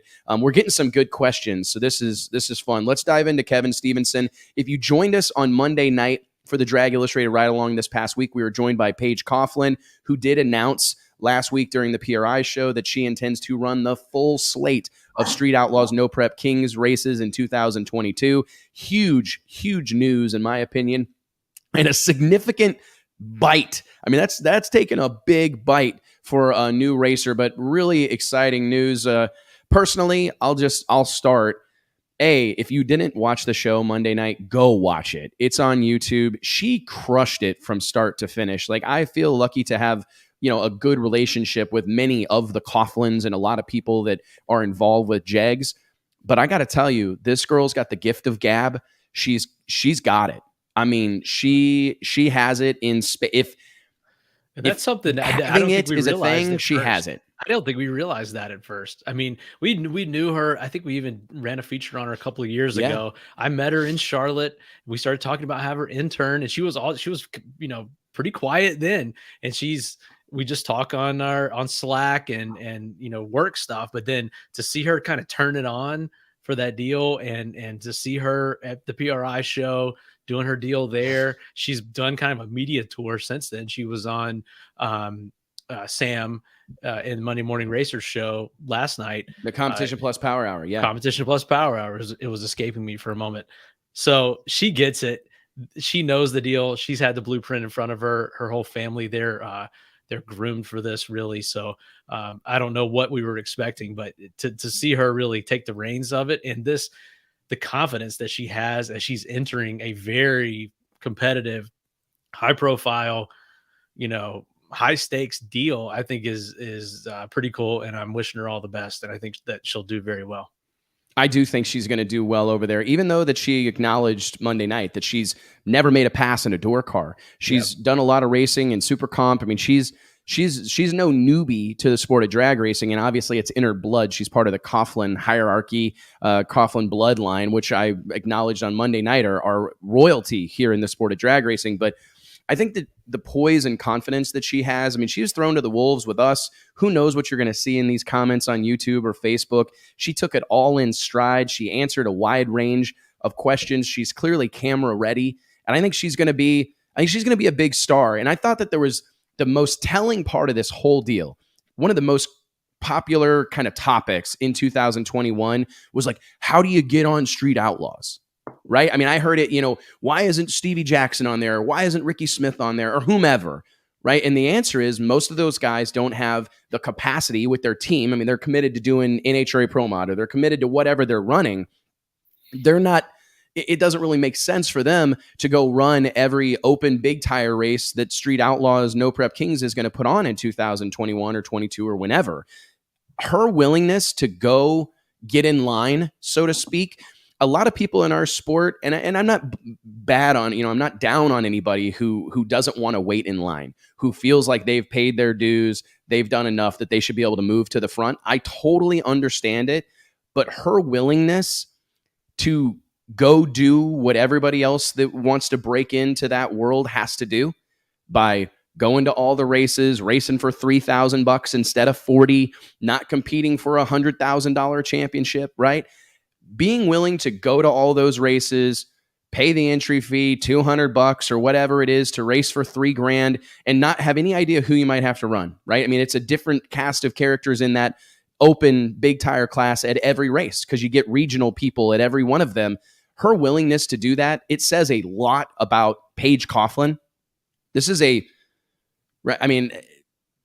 be a third generation drag racing Coughlin, and to be willing to know everything that Jegs has done for the sport of drag racing, everything that they've participated in, to have her be so willing to dive into this, I think it says a tremendous amount about Paige Coughlin as a human being, but equally as much about the Jegs family. Yeah, let's just because they could have started it. Oh, there she is, Paige Coughlin. What's going on, Paige? Hey, I didn't even know you were coming. What's a team dinner? Yeah, it is. It's the Christmas party. It's the Drag Illustrated office party. Welcome to the party, Paige. We were just talking about you. What's the last couple days been like? Of now that it's starting to circulate fairly significantly that you're going to go no prep racing next year. What's the last few days been like? It has been crazy. I've just been getting so many calls and texts about congratulations or, hey, we want to work with you, or just, overall positive attitudes. And it's been really excited. I've had a lot of people contact me and just all the positive comments on Instagram, Facebook, Twitter. And it's been really, really exciting, but my phone has been going off nonstop. That's a good thing. It is a really good thing. I'm very glad to hear it, actually, because I was hoping you were getting some positive feedback, because you crushed it on our show Monday night. I didn't get to watch the Power Hour last night, but I'm sure that went equally as well. It did. It was a lot of fun. It was a lot of fun. Slam and Sam and the Monday Morning Racer, two great ambassadors for the sport of drag racing. I don't know, we're going to react to this in front of Paige, but it really is interesting to me to see an up and coming. I saw someone say this in the comments, she could be the next NHRA Pro Mod superstar. She could follow in her dad's footsteps and go the route of Pro Mod. She could follow her uncle Jeg Coughlin Jr.'s pathway and dive into Pro Stock. I'm sure those opportunities were there. Her brother's racing at an extremely high level with the Elite Motorsports Group in Pro Stock. For her to choose to kind of go her own way, I think is really interesting, and God only knows what it could do for the sport of drag racing. I'm sure there are people over in the no prep world that are probably freaked out about it, right? Because I do think it represents a tide turning, so to speak. Probably one of the first, well-resourced kind of big name teams that could dip their toe into that no prep water. It's pretty interesting, man. Mike, what's your overall take on the situation? I agree totally. And I think this is the way it has to be done, no matter who you are. I think I see a comment here, Stan Waxberg, why should Stevie have to wait? Hey, I know Stevie is a lot more experienced than Paige is, but I think, he's going to have to wait just like Paige is doing and work his way up. regardless of who he is, no matter what he's done in the other realms of door car racing, they don't view it the same way over there. You've got to start at zero, no matter who you are. And I think that protects the integrity of the show. So I really think this is the way to do it. And you can, like Paige is doing now, you can make a big deal out of this, and you can promote it, and you can attack it with the media, just like you're going to the big show, but that you're making your debut on the Future Outlaws deal. So I think this, to me, the media blueprint, this is how you do it, because I think everyone thinks, well, if I'm going to go just on to the Future deal, then I just got to like sneak in the back gate and hope no one sees me, wear a bag on my head or something, because you don't until want I to work my way up. And I don't Yes. think that's true. This is as big of a deal as any. I mean, to be on that stage and racing on a Friday night in front of this crowd and to race for $3,000, I hate to tell you, but that's not too far off from a lot of these other pro mod races that are out there. So there's no doubt about it, man. And it's interesting because I recognize that I think Stevie Fast Jackson has a incredible following. He's extremely accomplished. He's a 2-time NHRA Pro Mod World Champion. He's won every radial race worth winning. He's won a ADRL Pro Nitrous Championship, a PDRA Pro Nitrous Championship. This guy has accomplished a tremendous amount. But I think that from the perspective of Sam Corcus and Jim Hughes and everybody at the No Prep Kings series, within that series, that isn't a super exciting story, I think, for some guy that's winning world championships and other sanctions and series to just show up and crush everybody. Not saying that's what would happen, but I do think Sam has to protect his show and protect his stars, right, from that happening. Whereas if somebody who's from that world decides that they're going to make their start, I mean, there's an interesting story that could come from Paige, right? She's a third generation drag racer that's going to come out and, figure out her career, find herself as a racer, find herself as a person in front of these cameras. That's an interesting story, right? And if she becomes a dominating force, you cross that bridge when you get to it, right? If she becomes this dominating force that's crushing everybody, whatever, and Steve Petty and Mikey Reese and those guys are standing around the car, that, I think, if that happens, you deal with it then. But I don't think you can just welcome that situation in on day one by letting Ricky Smith come run. It's handled totally different than traditional drag racing. I think that's what everyone is forgetting. It's not, it doesn't operate that way. And I mean, Stan Waxberg saying it would be a crush job. I mean, maybe it would be, but like you said, it's not an interesting These guys story. Are going they fast. Right. These guys are going fast. Yeah. On no prep. Yeah, no doubt about it. No doubt about it. And this is no disrespect to anyone, to Stevie or anyone else. Dude, I'm the biggest Stevie fan in the world. Yeah, we all are. We all are. And I'm gonna tell you, it's just the way crush some people. But it's still a show. Yeah, exactly. And Sam is very smart, and I think it's a 2-part deal, right? I mean, like, you got to race good to get in, and you have to have some character, don't you?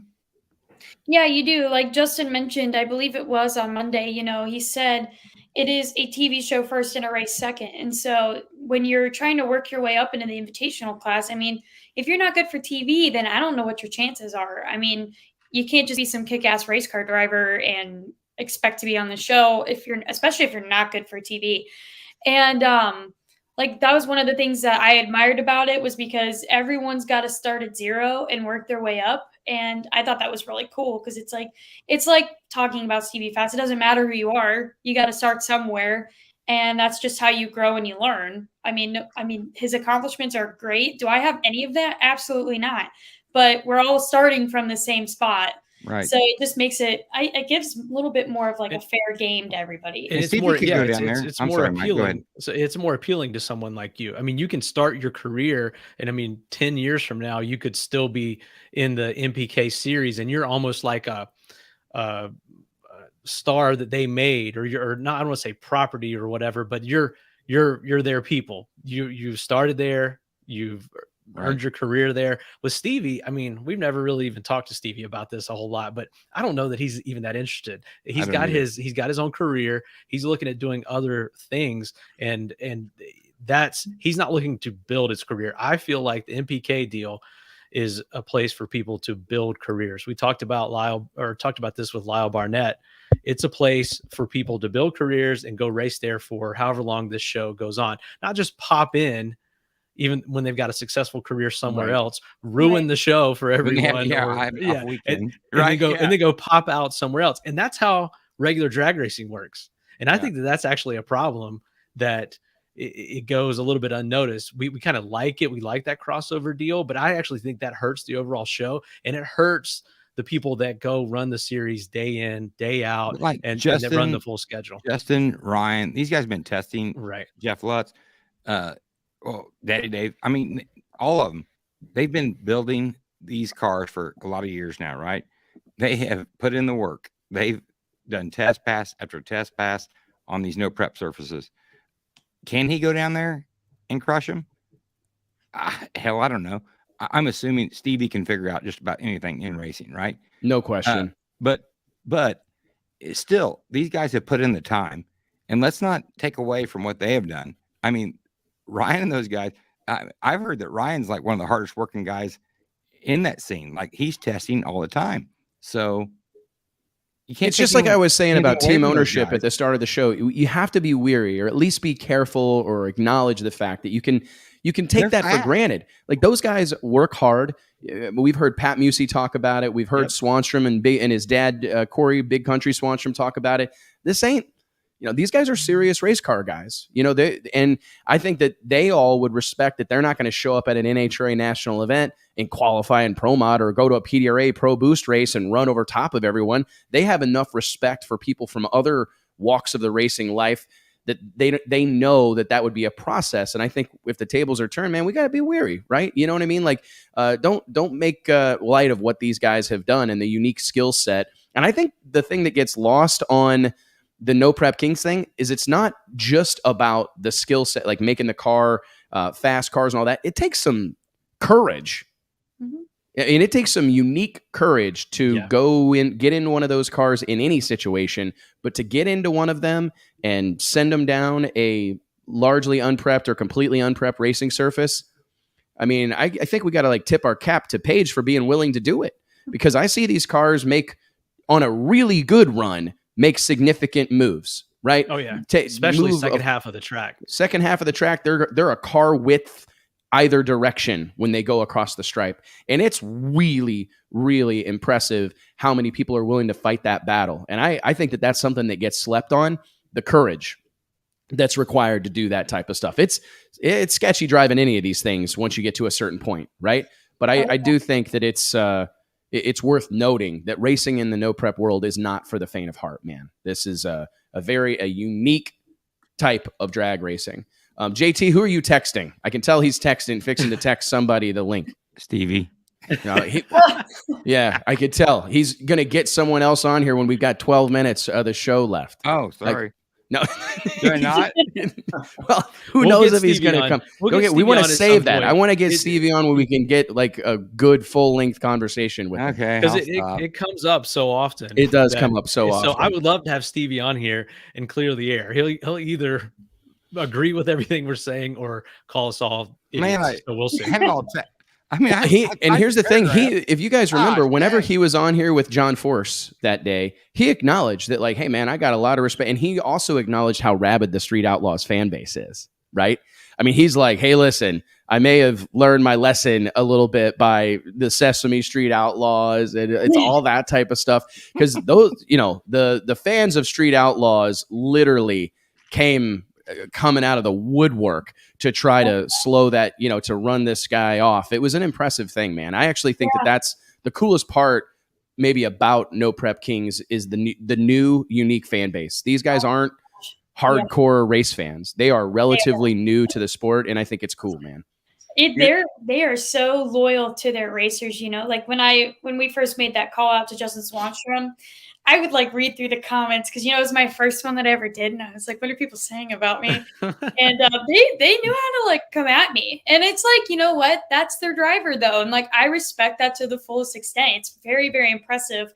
And I actually remember this summer when we were talking about Stevie Fast wanting to come over and race MPK and all of that drama, and I remember you guys talking about it, and I'm sitting over here I haven't told anybody, and I'm like, oh, what are you guys no prep racing the two of us coming from NHRA, what's this going to be like? And That was before I got to learn more about the class even more. And but it's so exciting to see those fans really stand up for what they want to see and what they believe in and who they back up. And it's like, that's really cool, because like you'll see that in NHRA. Like there are people that are very loyal to their fans, like John Force or Brittany Force or Erica and such forth, and Antron. And I mean, you see that, but like these guys are diehard. And it's just very cool. Like I almost don't have words to describe how awesome it is to see how passionate they are. And it's exciting to me because I'm not used to that. Like I've always found people that were still excited to see my dad come to the racetrack, and people are still talking about him coming back to racing, which I absolutely love. And, Paige, do you guys have like conversation, like, so the Jegs track tested, right? And you guys have such a brand, such an established brand in hardcore drag racing. I'm just curious, like, was there ever a conversation within the walls of Jegs or amongst, your family or whatever about, hey, there may be opportunity here? Was that something that you guys have talked about? Like, because I do think people need to recognize there's a business aspect to this, because I think this could be really big for not that the Jegs brand needs necessarily to grow. I mean, it's a huge business with a worldwide footprint, but do you guys see, like, from the business side of things, an opportunity to expose the Jegs brand to a new audience? Yeah, I definitely do. And that was one thing Jag, Senior Pappy, we call him at home. And we talked about that when I was driving to PRI. And that was something that we discussed when we first started wanting to pursue the no prep career. And with that fan base being so strong and it being on TV, and like my dad, especially after going to Trails, and then myself to Maple Grove, we were like, we have to tap into this, because not only are we passionate about racing, we want to pursue this avenue, but we want to continue to paint the world black and yellow. I mean, we've done a successful job of that now between my dad, my brothers, and my grandpa. They've done a fabulous job doing that. But now that we have the third generation involved, like me and TJ, and some bracket racers like McKenna, and then my Uncle Mike and his kids getting into the racing, we can continue to further that past the third generation. And I think no prep is a great way to do that, because I mean, you have the TV time, but the fans and everything, and the shirts and social media. I mean, it's like you have it all in the palm of your hands. You might as well take advantage of it. And I want to continue to further Jegs, like we can't go racing on weekends, and we can't be doing any of this without Jegs. None of it's possible. So if there's no Jegs, there's no racing. And so it's like we want to continue to further our brand and promote it, and just encourage people to shop at Jegs. And like I said earlier, paint it black and yellow all over. I think that's awesome, because it's going to be, I truly believe, like, that it will be a difference maker for the Jegs brand. Not that, like I said, not that the Jegs brand needs a difference maker at this stage in the game, but it's pretty cool to think about a company that's been around 60 years still having more to do, right? I mean, it kind of goes back to what I was talking about with, when we go to the PRI show, I walk around and I'm super proud of what we've accomplished, but I'm just inspired and reminded of how much more there is to do. And I think it says a lot about Jegs as a brand and as a business, that it's like, hey, there's a new frontier here for us to explore and for us to be a part of. And instead of resisting it, like a lot of companies and a lot of people in our industry have done, and kind of fight against it, just dive in. And I think it's a really cool thing. I'm anxious to see what happens. And you guys, like, going back to what we were talking about, getting in line, paying your dues, doing what you have to do to break into that market.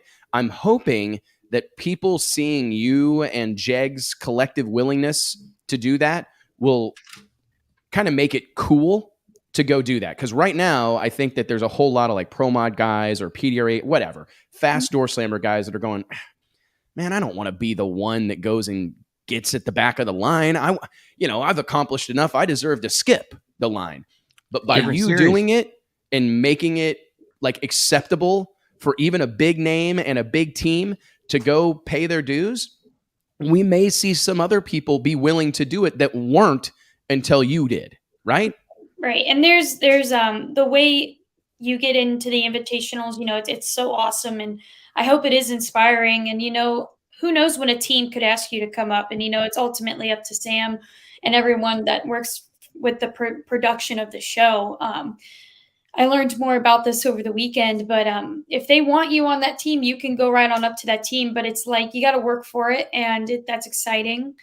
And it just wants you. It makes me want to work harder because I want to be a part of a team. And it's exciting to see teams kind of like thinking about, well, who do we want next year, and who do we think would be good for us, and hopefully I am an option to those teams because I'm really excited about it, and I want to get up there as fast as I can, but I want to earn it too. That's the whole point of it. But being on the invitational class, like, would be the coolest thing in the world. If we could do it our first year, I'd be blown away. But stuff like that takes time, and hopefully we can earn that and gain the attentions of some teams. Some of the pictures that you posted, we're very proud of you, Paige. Some of the pictures you posted, the car, doesn't have Lexan in it, and it still looks like it needs wired and plumbed. I know the car's at Mikey Reese's shop in Ohio. Mikey Reese, a longtime crewman for your dad, a great guy and a very talented fabricator, and just all-around race car guy that probably doesn't get the recognition that he deserves. Good human being as well. How far are you from firing that thing up, and how far is it from idling? That's a really great question. I haven't been up to the shop in maybe about right before PRI. That was the first time I had sat in it, and I'm hoping we'll at least go testing by the end of January. So I would say within from now to then, but I can't imagine it taking too much longer. Motors in it. Yes, motors yeah. in it and everything. Yeah. It's just like tweaking this and tweaking that, and making sure all the parts and pieces are where they need to be and exactly how Mike wants it. And I'm constantly texting Mike and Justin as well. Like thoughts and ideas and like where we want to place things, where we want to hang things, you know what I mean? And we want to do it exactly how we want it. So if it takes a little bit of time, I'm okay with that. But everything would be exactly how we want it. You know what I mean? Like what's Mike, the measure twice, cut once type of approach, right? Yeah. Well, that car, Mike and I have been lucky enough to actually go up and get a tour of the JEGS facility. We've been to the old storefront, the old original shop. We've been to the big, massive, incredible, robotic freaking distribution center, but we've also been to the race shop. Is that the JEGS race shop? Is that where you anticipate running the car out of once it's finished and once you guys are in action? It's definitely a potential option. I would say maybe once we do kind of get on the ground and running, maybe we'll relocate over back there. But if Mike wants to keep it at his house, then fine. That's what you'll do. I mean, they're literally right down the road from one another. So that's cool. Either one. I was just curious. Yeah. Maybe. When's the schedule? When does the No Prep King season start? That's a great question because Mike, do you know? I think the schedule is going to closely mimic the schedule they had this year. Yeah. So when did the season start this year? It was supposed to have started, I think, in April in Seattle, but COVID and all that stuff. Yeah, it didn't start until later. National Trails was the first race of the year. And that would have been. You better be ready, Paige. It's going to be a lot of driving and traveling, but you know what? I'm excited. I've never done something like this before, and it's just grown up watching my dad do it. And it's going to be kind of old school. Yeah, that's what it's. Yeah. I see you all the time with your throwback JEGS gear, which I'm like jealous of. I need you. You got one on right now, right? Yeah, she's always got it. I mean, they're all my dads and stuff. And right, show it. Show it. All right. Oh, that's like an old Cavalier Pro Stock shirt. It's like an early 2000s. That is nothing. Way too nothing big for me. Oh, wait. That's like a 2001 shirt or something like that. Oh yeah. That is nothing like the rest of us have on. Yeah, Paige. I know. You missed the memo. You missed the memo. Closest thing to Christmas colors I had at the moment. We sent you the memo. Yeah, you got the memo. But anyway, back to what I was saying. You're kind of like an old soul. I think you gravitate toward that, toward the way it used to be done, toward the door car stuff, and this is a perfect fit for you because in my eyes, it's like the way it used to be done. It's much more grassroots. It's back to the throwback days of traveling all around the country, small teams, just trying to make it through the end of the season, selling your own merch, signing a bunch of autographs, having a unique vehicle, racing on tracks that are marginal, the whole deal. I mean, it's got the whole vibe. So I think that fits for your deal. And I think that you're like a student of the game as far as that kind of stuff, which none of us really knew about. I mean, I think that's something that you've been doing the bracket racing, kind of working your way up. But now I think that's really showing at least in the last like week as you've made your media blitz. It has been a media blitz. I mean, there was no really any other way to do it growing up with my dad. I mean, they had maybe like 3, 4, sometimes 5 guys working on that pro mod car, but that's all he ever did. That's how he ran things, and that's how I was taught to do things. So thinking of doing it any other way is kind of foreign to me. So it's like I like doing it this way. This is what we're comfortable with, and I already have these intimate relationships with my crew guys. You know, growing up with them and like already tuning my super comp car. It's like we're not. It's like we are a team, but it's more of like we're a little family in its own. And it's way more encouraging that way, and just mimicking everything I did with my dad. And it's actually going to look like this shirt and stuff. I only try to collect t-shirts on my dad. That's awesome. So cool. And he never made enough, which was the most frustrating part, because I think they're the coolest things ever. But I'm actually putting them all over my helmet. Nick Pastera is making like a vintage collab of all of his shirts from like the 90s and 2000s and throwing them on a helmet, as in like, we wouldn't be here without you. And oh, that's cool. It's going to be really neat. So I'm really excited just to tie in all my vintage retro vibe. No, I love it, man. Did you decide, have you like finished the voting process on which paint job you're going to go with, which paint scheme? Almost. 3, you know, it seems to be the popular opinion. 3. It really does. And Just murdered. Which one is murdered? 3 is the primarily black one. Murder Dragster, and so now we could have the Murder Camaro. Come on. Yeah.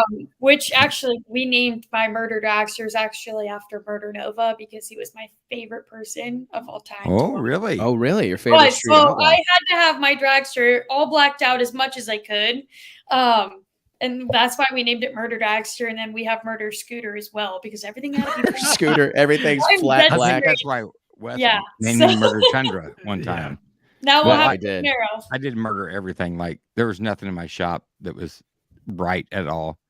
Yeah, yellow was the only color I was accepting. I mean, other than my helmet and my jacket, but like, Justin, poor Justin, he had a Poor Justin. Oh, really? Poor He's Justin. like, why do we have to make this all black? And I was like, well, because it's Murder Dragster and it's Murder Scooter. It has to be this way. I mean, come on, we like Murder Nova. Like, what are you doing? And he's like, oh, shit, Paige. And I love Justin to death. We make fun of each other for it all the time. But I think I'm in on number 2. number 2, see, Two is my vote also. Me and 2 Wes, is my vote. we're aligned. it's hard. Wes- It's so hard because don't listen to yellow Wes. is You know dead. how many? Listen, You real gotta- quick. you gotta- There's you don't make already this hard been yellow. there's already been a black around, third gen. There's already been Kai Kelly already did that deal. The black don't third gen care. That's Camaro. true. Yeah, you gotta go yellow, Paige. And No. I just think the brand, you gotta It has lean into different yellow. colors on it, guys. Well, I mean, maybe we Wes- can put more yellow than there is on the third Wes one. had the baddest Corvette in our town, which is very, very small town, but it's still, it looked like the same one that like Dr. So-and-so was running down the street. Sounded a little bit different, Cutting but the- you know, Cutting the grass and the New Balances. yeah. Well, hey man, I like yellow. I'm big on yellow. I'm big Yellow on looks yellow, good too. on race He's cars. talking Yellow about and he's chrome, talking about the though. chrome. He's talking about the chrome. Yeah, I saw He the always gave you chrome. shit about the chrome on your Corvette. I was so awful. Oh my Hey, god. Curtis Like- Thomas, he's saying, she called 90s vintage. Man, I hate to tell you, but it is vintage. It is We're getting vintage old. now. 90s is I was like, vintage. I mean, Am I I was classic? not born in the 90s. I do admit it. You know, I get a lot of shit for that from my family quit members, talking. mostly TJ. What year were you born? Nate says he's got to roll out. Let's say What? Nate, goodbye to Nate. Well, real quick. Yeah, Nate- Paige was born in 2000. Yeah, It was like born last in week. birthday. Oh my Yeah. gosh, that's insane. 2000. Holy crap! Now I get feel TJ all old. the time. So, because we're 10 years apart, almost exactly 10 years apart. I didn't So realize that. I didn't realize that you guys were 10 years apart. almost exactly. We're pretty damn close, and that's why we're That is pretty hilarious. tight to the hip a lot. I mean, even though there's 10 years apart, it sure does not feel like it.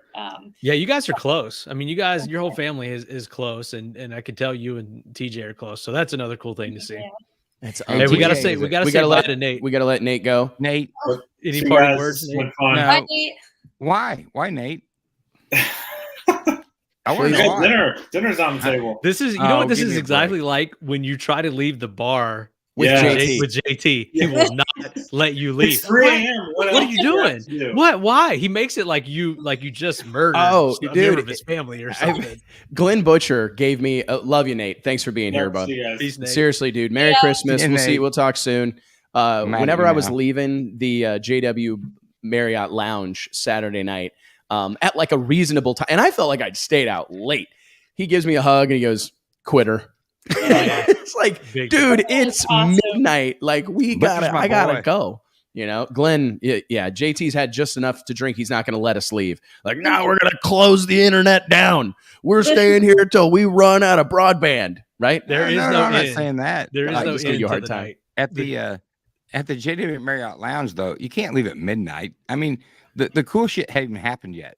Like, When does it there. happen? 5, 6 a.m.? well, I don't know. I stayed till then gosh. just to find out, you know, because I mean, like at one point, James Love was there, and I think me and Jay Carlson was going no prep racing with him, and I don't know. I mean, just crazy things happen at the JW Marriott. They really do. If you go to that deal, you pretty much have to stay there. You have to stay at the JW because you can't not be That part was- of that scene, That was my right? mistake. Mhm. Yeah. Yep. Every We're- time I'd go back to the JW because all my bracket friends were staying there, and then I'd have to make the walk through that, up the stairs, down the convention center, then up to the West End. Well, I And don't I know don't if need I any should tell more you this, walk. Paige. I don't know, because it's more fun to watch you come by and then get yelled at by everybody. But if you just go to the second level, you can go to your room. Yeah. Oh, That's one of the tricks. I used to army crawl across that thing just to make sure on the second floor to make sure JT didn't see me. Like I'd walk into the building and I knew that like I could look over the thing and see the JW like lounge and check-in area. So I just army crawl across that to make sure that JT didn't see me. So I didn't get because I got a couple of them this week. Come down here. You know, he knows I'm in bed and he starts Never- blowing my phone up. Come down here. So-and-so's down here and they want to see you. Come down here. Well, And if you texted me, Wes, though, and you said, come down here, I'd be there. You know, like, well, I so know don't what I'm getting understand- into. I don't understand the miscommunication between us. You know, like, Pro tip: Well, go it's to Mike- 3 in the second morning. floor. Wes would both ditch me. Yeah, I mean, it's swear to God. 3 in the morning, next and I'm year. trying to sleep, man. That's And well, good. next year you got to make sure, Paige, that Alicia gets you a room at the JW with us.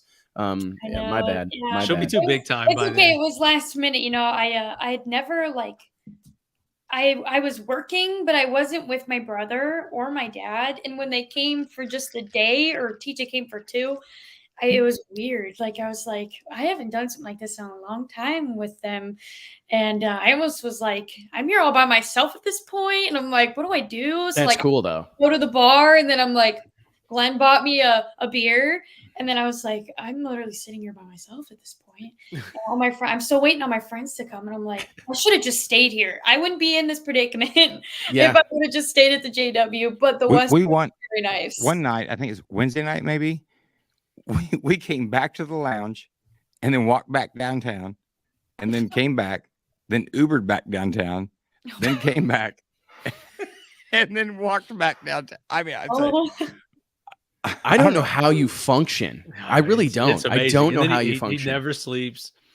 The night never ends. It's tough, that's man. impressive. Never Well- walk by the Right. JW bar just go to the second floor. And if you've ever noticed that every hotel is designed so that the bar, you have to pass Yes. the bar to get to the elevators. That is a strategic move by It's like putting the milk at the back of the store. isn't that- exactly. Exactly. but that's where you make some killer connections. Mhm. Really. I agree. I would say Really almost every ad or like sponsorship that JT has ever sold Which ain't has many. started from the JW Marriott. That's a fact. That's That they have awesome. all started with a relationship there. Well, guys, we're winding down. Is there anything else we need to cover? I think that's it, man. I think that's Man. it. What a couple of days, man. Again, I want to thank everybody. Paige, it's been awesome to have you become part of our little Drag Illustrated family. Everybody that's watching along online, you're of course part of our family. It's a privilege and an honor to do this every Wednesday. We take great pride in it, truly. We feel a responsibility to celebrate the sport of drag racing, to drive the conversation, to be the ones that are willing to stick our neck out and say something that maybe not everybody will agree with. Identify a list of 30 people under the age of 30 that we think are making a difference in the sport of drag racing, to throw a party, and deal with whatever might come from that, or host a Pro Mod Summit. We feel it's a lot of fun. There's no doubt this stuff's fun and it's a great time, but it's also something we see as a responsibility. Somebody has to be driving the bus. Somebody has to be the one waving the flag, trying to rally the troops and get everybody to swim in the same direction. Because I truly believe we can take drag racing to another level. We can level this whole sport up if we get all these exciting, interesting, smart, capable people on the same page. It's never really been that way, and I feel like for the first time in a long time, there's some chemistry, there's people working together, there's some collaboration happening, there's some minds being opened to greater possibilities. I truly believe the sport of drag racing is in the best shape it's been in a really, really, really long time. The PRI show is proof of it. 2022, let's say it, and we'll all take a drink. It's going to be a barn burner. Oh, we'll see you guys on January 5th, 2020. We'll see you guys. Yeah, it's okay. We'll get you next time, Paige. I was just about to open one. It's about that time. It's 5:11 Central. It's 6:11 East Coast, right? I just hit her up, Well, hey, thank you guys so much, all of y'all. Merry Christmas, happy holidays. I hope you have a great one with your family and friends. We'll see you right after the new year. We got some big news. Patrick Tracy, did we talk about radial racing yet? The radial racing, I'll touch on it real quickly, is I do think it's going to be fine. I mean, one of the coolest things that I talked to anybody about in terms of radial racing were two things that people are excited about. Pro 275 and this Fuel Tech Points Championship. They're going to have, I think, 5 or 7 races.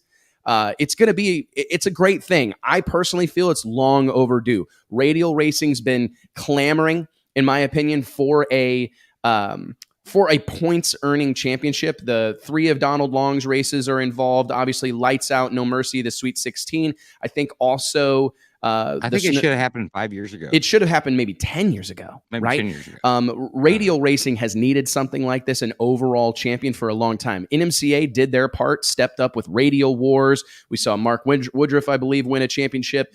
Keith Berry won 2 or maybe 3 championships in Radial Wars.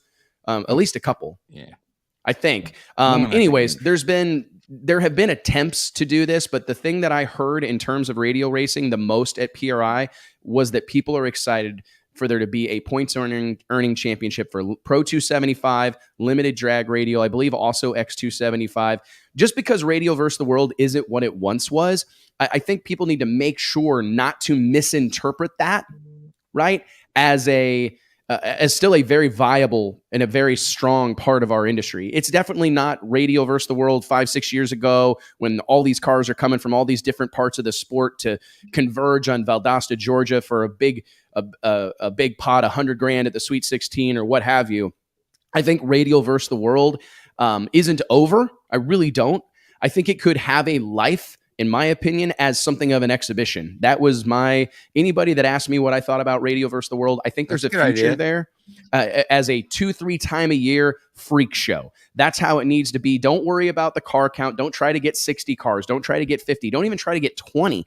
Get 8 badass ones. Get the 8 baddest radial cars in the world together 2-3 times a year, race for big money, or turn it into a gambler's race, right? Because the cars, to switch over to that configuration isn't an impossibility. And if you could create an environment where a few times a year, everybody was going to get together and run balls to the wall, basically no rules, no holds barred radial racing, I think that could work. That's what I wish the PDRA would have done with Pro Extreme, because I think there were guys in the country who would have done that. I think if they could have went out 2-3 times a year with this crazy car and raced for some good money or some decent money and good exposure, I think that brand of racing could exist.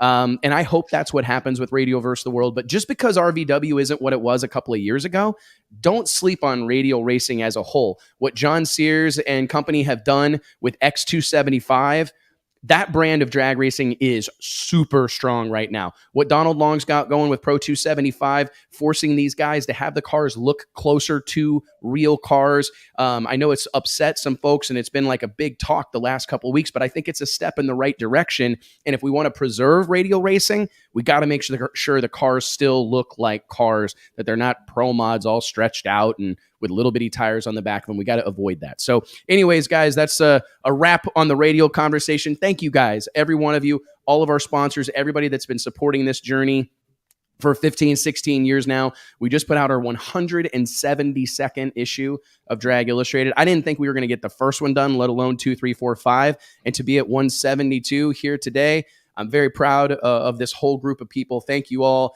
Nancy, Brett joined us for a while, Nate, Dion, Paige, my whole team. Thank you guys all so much. I love each and every one of you. I'll see you guys in 2022. See y'all. See you guys. See y'all. Merry Christmas. Merry